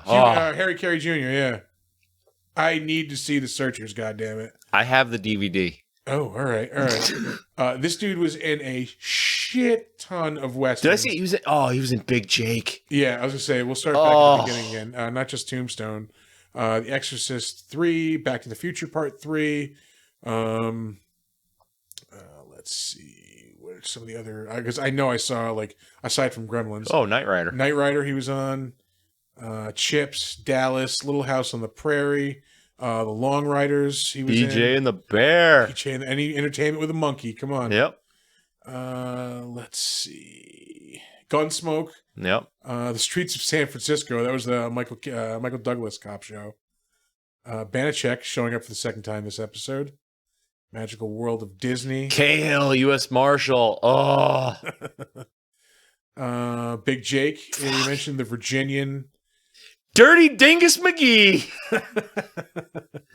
But shit tons of westerns. Death of a Gunfighter. Oh, he was in Mannix. Bandolero, The Way West, Bonanza, Billy the Kid vs. Dracula, Legend of Jesse James, Wagon Train, Branded, Ripcord. Yeah. That sounds cool. Lassie, Have Gun Will Travel. Rawhide. Perry Mason, The Rifleman. Do you ever watch The Rifleman? I have not, no. Good show. Yeah? Like, real good show. Rio Bravo. Broken Arrow, the TV series. Mickey Mouse Club, all right. I'm almost... So he's been in some John Wayne bangers. Yeah, The Searchers. Listen, all right, I understand that John Wayne was a fucking racist. But sometimes you gotta take the man away from the art, okay? Yeah, separate the art from the artist. Rio Grande. Yeah, we can keep doing this. Oh no, we're at the end. Oh my god. He's been in a lot of westerns. Fuck it. I fucking love westerns. I don't know why. Like, I don't know. It's just, I don't know if it's like a nostalgia thing. I used to watch a lot as a kid, or... I mean, like, the subject matter is like something that, like, I know for myself, like, dudes like fucking... They were just hard motherfuckers. Yeah, gunfights, like, I'm all about that shit. Like, yeah. Hold on a second. Moving along. Dick Miller, who played Murray Futterman. This dude has also been in like a billion things. Oh, he was in everything. Yeah, you've seen him somewhere. The Terminator, Boobs. Burbs. The boobs. The Boobs. The Burbs. The Howling. Let's see. What else? He just died recently, I think 2019. That's a bummer. I want to say Ken Reed, who was on our show recently, like interviewed him, or I know I've heard him like talk about him before. Oh, okay. He was in Looney Tunes Back in Action. He was in Karen Cisco, which I have mentioned multiple times on this. I fucking love Elmore Leonard, and I will tell anybody who listens. NYPD Blue. Sister. Small Soldiers, again, that pops up. Another Joe Dante movie. Whoa, Weird Science. Weird Science, the TV series. I watched a lot of that. Hey, the other Tales from the Crypt movie. Demon Knight, yeah. Was Demon Knight the one with Dennis Miller? Or was that Bordello of Blood? Okay. He did a voice on Batman the Animated Series. He also was in Batman Mask of the Phantasm, which we've talked about before. Hold on, wait. Do you know what this sound is? Yeah, that's our third chef's kiss of the evening. Batman the Animated Series, easily, like, arguably one of the best cartoons ever made. It is not only the best Batman like franchise. Yeah. It is the best Kevin Conroy, top 10 cartoon ever. #1 Batman, like, of all time. Oh, fuck yeah. But not only is he in the show, he is in Batman Mask of the Phantasm, which is a movie based on Batman the Animated Series, which is fucking amazing. He plays Chucky Soul, who was one of the gangsters, and I will always remember that name just because of that fucking one line from the Phantasm. Chucky Soul, your angel of death awaits you. Like, I fucking love that movie. That's some cold shit. Yeah, that's like... I mean, it's a cartoon, but like that series and those movies are just so not for children. Like, they are and they aren't.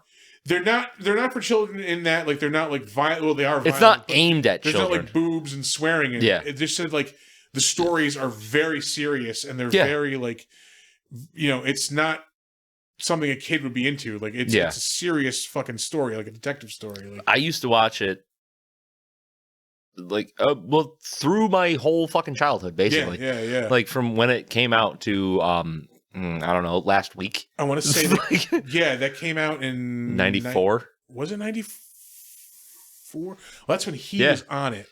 Well, I think that's when it came out. 92. Oh, 92. Yeah, Jesus Christ. I want to say it was around when Batman Returns came out. Yeah. Yeah, and oh god, like I'm just gonna say it hands down, the best cartoon ever. Like, that's a bold statement, but I stand behind it. Yeah. I mean, if I were forced to watch one cartoon for the rest of time, Batman the Animated Series. I don't know, man. Like, it's that or the OG Scooby-Doo for me. Yeah, yeah. Well, see, no, like, then you get fucked on the technicality because there were so many, like... No, like, old school Scooby-Doo, Where Are You? Okay, there you go. The original run. Yeah. Okay, I can agree with that. Yeah. Fuck, that cartoon's so good.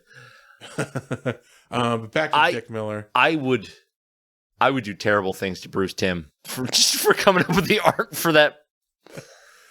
I really can't wait for them to do that audio podcast of that's going to be so good. Fucking Kevin Conroy. Oh man, that is the voice of Batman. Like if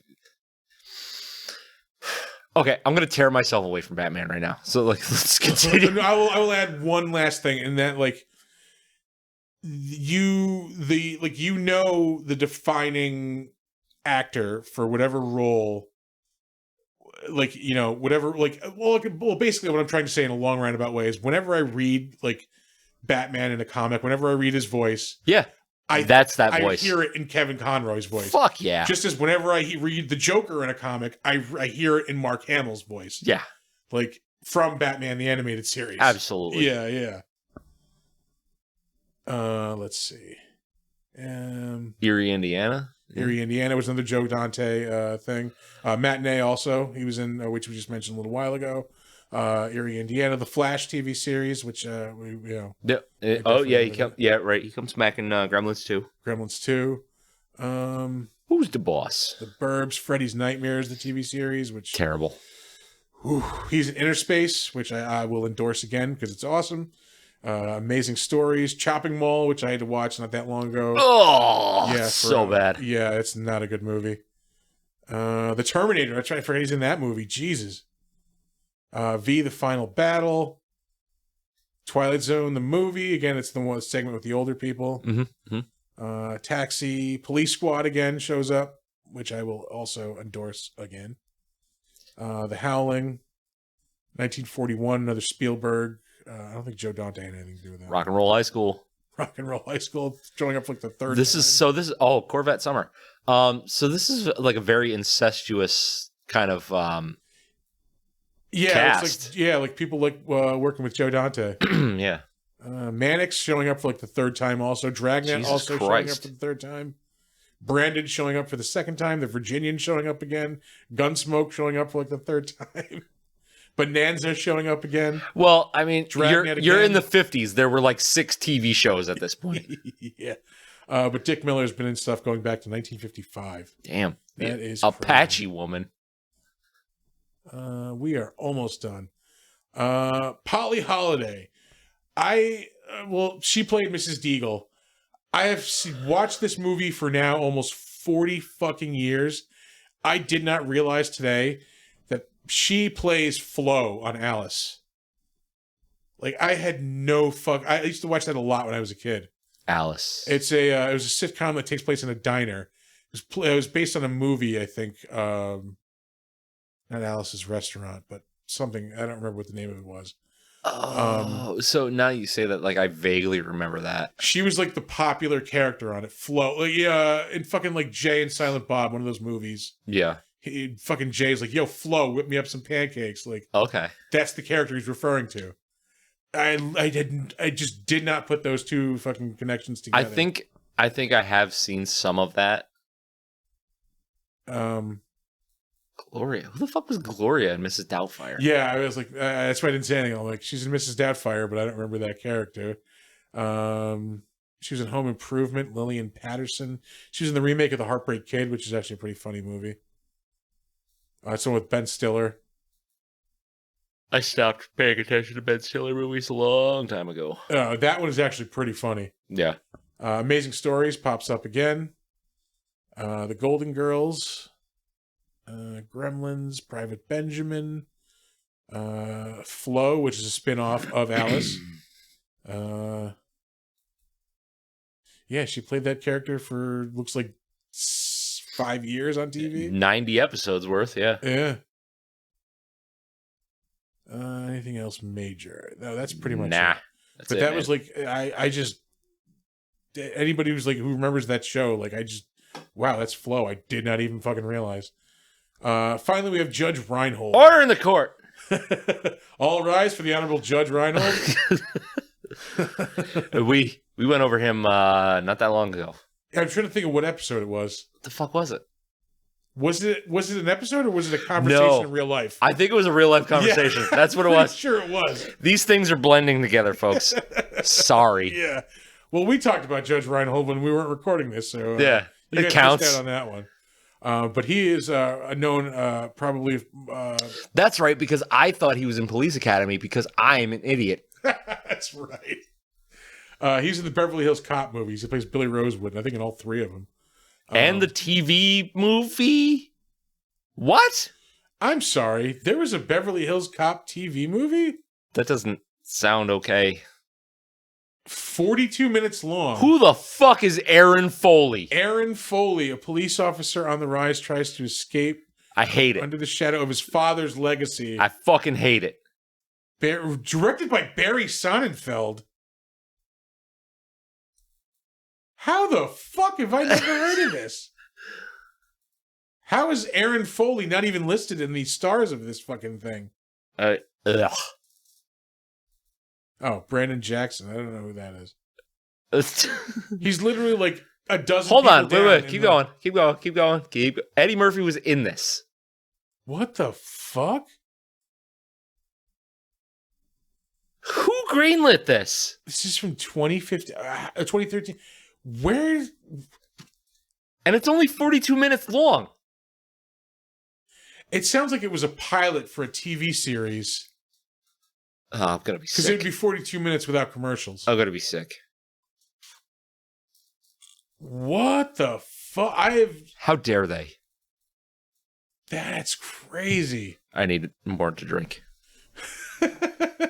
Yeah, I can do another one. What have we got in there? We got to restock. We just drank through everything I bought. Yeah, we did. We got the gross oatmeal beer. Yeah. You want the groat meal? No, I'll take the No. blueberry Dunkin' Donuts beer. Okay. I see it in the back corner. Oh God. Oh dear Lord.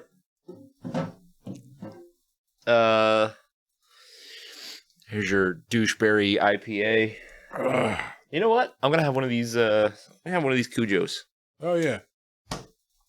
I was a fan of those. And then I was listening to the Mummy episode today where we drank those. And you were like, I don't like this. Yeah. Well. Where's Shirley Duff? You opened the last one. Oh God, here he is. All right. I am still in shock about this Beverly Hills fucking Cop 2013 thing. I just, blah. I just watched all those movies recently. Like, the first two are great. I think you missed one. I did watch 3 quite a bit because, like, I was a little kid and there were, mascots. Yeah, I remember seeing that in the movie. I saw that in City 10. This is Axel Fox. Arrested Development. That's why we were talking about it, because he plays a judge. Judge Reinhold plays a judge on like a People's Court like type TV show. Yeah, the Honorable Judge Reinhold. Yeah, mock trial with Jay Reinhold. The Boondocks. The Boondocks TV series. Teen Titans. He did a voice on that.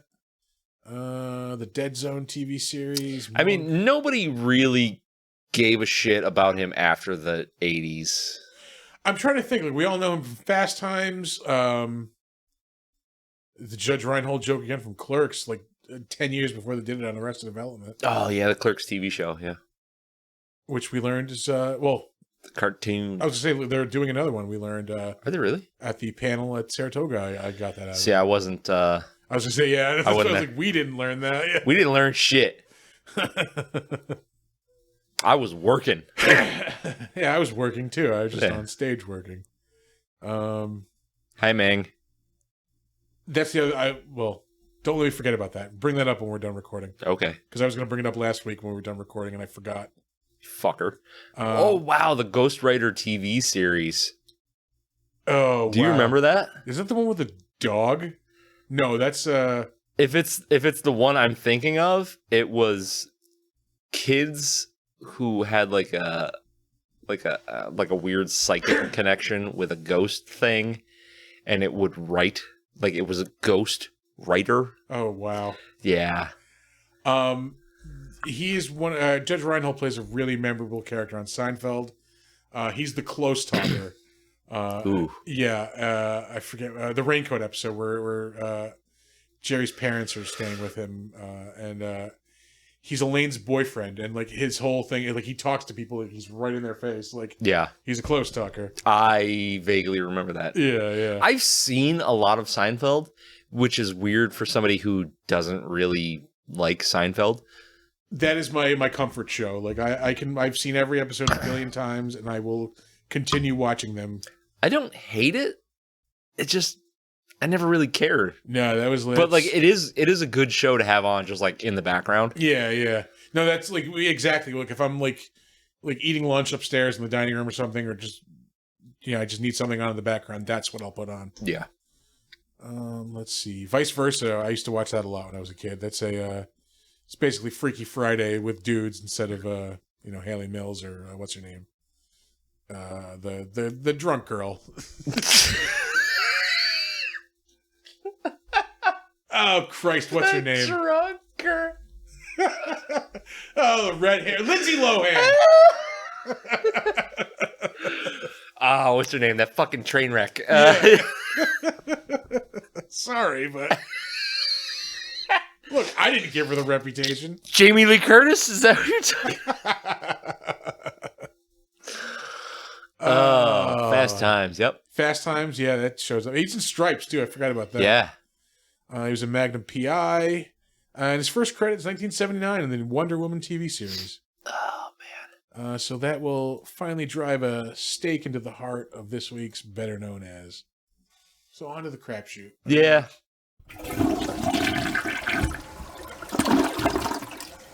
This is one of those movies that like got imitated a lot, and none of the imitations were as good as this movie. Absolutely agree. I'm looking at you, fucking Ghoulies. Yeah. Looking right at you. Ghoulies, Critters. I like Critters. I mean, Critters was its own thing. Like Critters, I think took the ball and ran with it. And did its own interpretation of the little cuddly monster thing. God damn these dirty bastard beers. You dirty bastard. Seriously, like, yeah, if Dirty Bastard wants to like throw us, Yeah, Founders. Hey, Founders. Yeah, sponsorship. We want those. Like, yeah, like we'll get some Harpoon in here. We'll just get the maple cream beers. Yeah, yeah.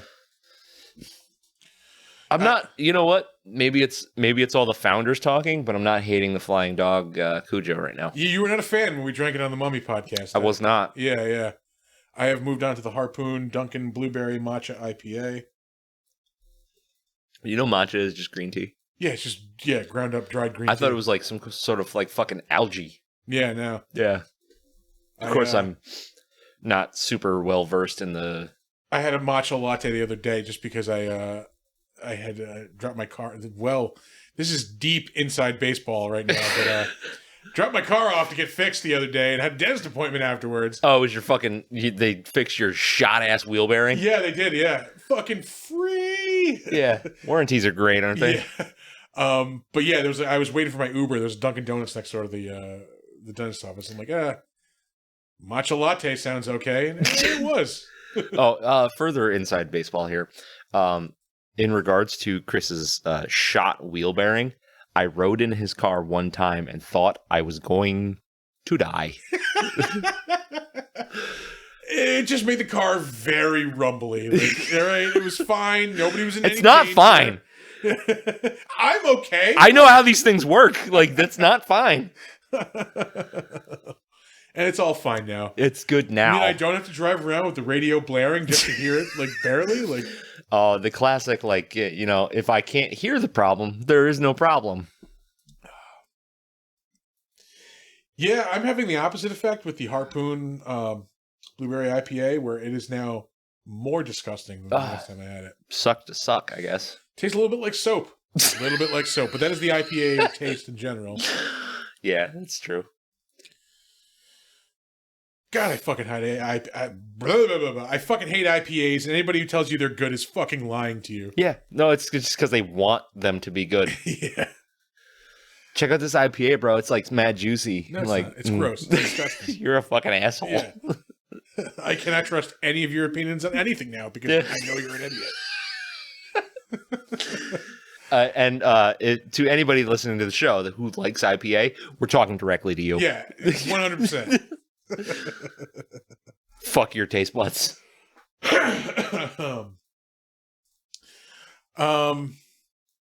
Yeah, I was like I said, this is a. I'm trying to steer it back to Gremlins. Like we don't have to, but we will. Yeah, we're in the crap shoot. We can talk about anything we want. It's our show. If you don't like it, start your own fucking podcast. Yeah, fuck off. Yeah. Very often imitated and never really quite successfully as this. No. Definitely not as entertainingly as this. Yeah. I agree. What's known as cottonmouth right now. And I'm just scooping all the dry shit from the corner of my mouth. Yeah. Oh, that's not like fucking disgusting or anything. we're just burning listeners at the end of this podcast. Like, it's, you know, I started listening to this show because it was cool and kind of insightful into monster movies, and then it turned into like. This guy's talking about getting his car fixed and he's scooping crap out of his mouth. It's just like fucking drunken douchebaggery. I like IPAs. I don't know what they're talking about. It tastes fucking good, man. It's delicious. Yeah. Love long clippings. It's like biting into an orange rind. Yeah. Like you expect it to be good. It's not. No. It's juice bomb. That sounds delicious. I even looked at those because I keep hearing like people, oh, Joe's Juicy, whatever. Yeah. Juice bomb, they're so good. No, they're not going to be like. Eat shit. Mm-hmm. I really regret the IPA. I really wish we had more of that maple cream. I just had like the IPA burp where it oh yeah. No. Oh, feels like I eat like shitty frozen spinach. Oh. What is that? Is that the water from a can of asparagus? Asparagus. Oh yeah. We should probably we're in like super self-indulgent territory. I don't give a shit. I'm having a good time. If these people can't deal with it, they can't deal with it. Yeah. You can't hang with us. Oh man. I don't know. Anything else we should get to before we close up Gremlins? Merry fucking Christmas, you filthy animals. Yeah. We'll hopefully be dropping this on Christmas. Yeah. So hope you are opening some presents as well as opening up this podcast. Yeah. You know what? Let me just open that even further. To all our Jewish friends, happy Hanukkah. Anybody that celebrates anything else, you know, Kwanzaa, whatever. All of your December holidays. Whatever you're celebrating. Happy whatever, man. Enjoy the hell out of it. Like, yeah. Yeah, that's pretty much it. Yeah. This So is probably this should be our last. This is probably the last episode of the year. Yeah, so fucking enjoy your New Year's, man. Yeah. And it's the end of our first 5 months. So this will be almost 6 months. Yeah. So thank you for joining us this year. Yeah, anybody that's been along for the entire ride, thank you so much. We're going to get much drunker in 2022. We're going to be way grosser. Yeah. Yeah. There's some goodies coming down the pike. Oh, by goodies, he means baddies. Terrible fucking really bad. Movies. We're fucking bad. Subjecting you to. We're not subjecting them to shit. Like, we're subjecting ourselves to it. These guys don't have to watch anything. But as always, guys, you can find us at www.bigdumbmonsterspodcast.com. If you want to email us your address so we can watch Gremlins with you, or any movie suggestions or beer suggestions, you can send that to bigdumbmonsters@gmail.com. If you want to tweet at us for whatever reason, we are at dumb_monsters. If you want to find us at Facebook, you can find us at Big Dumb Monsters Pod. And if you are on Slasher, the all horror social media, we are Big Dumb Monsters Podcast. Yeah. As always, have a wonderful day, and don't let ghoulies eat your ass.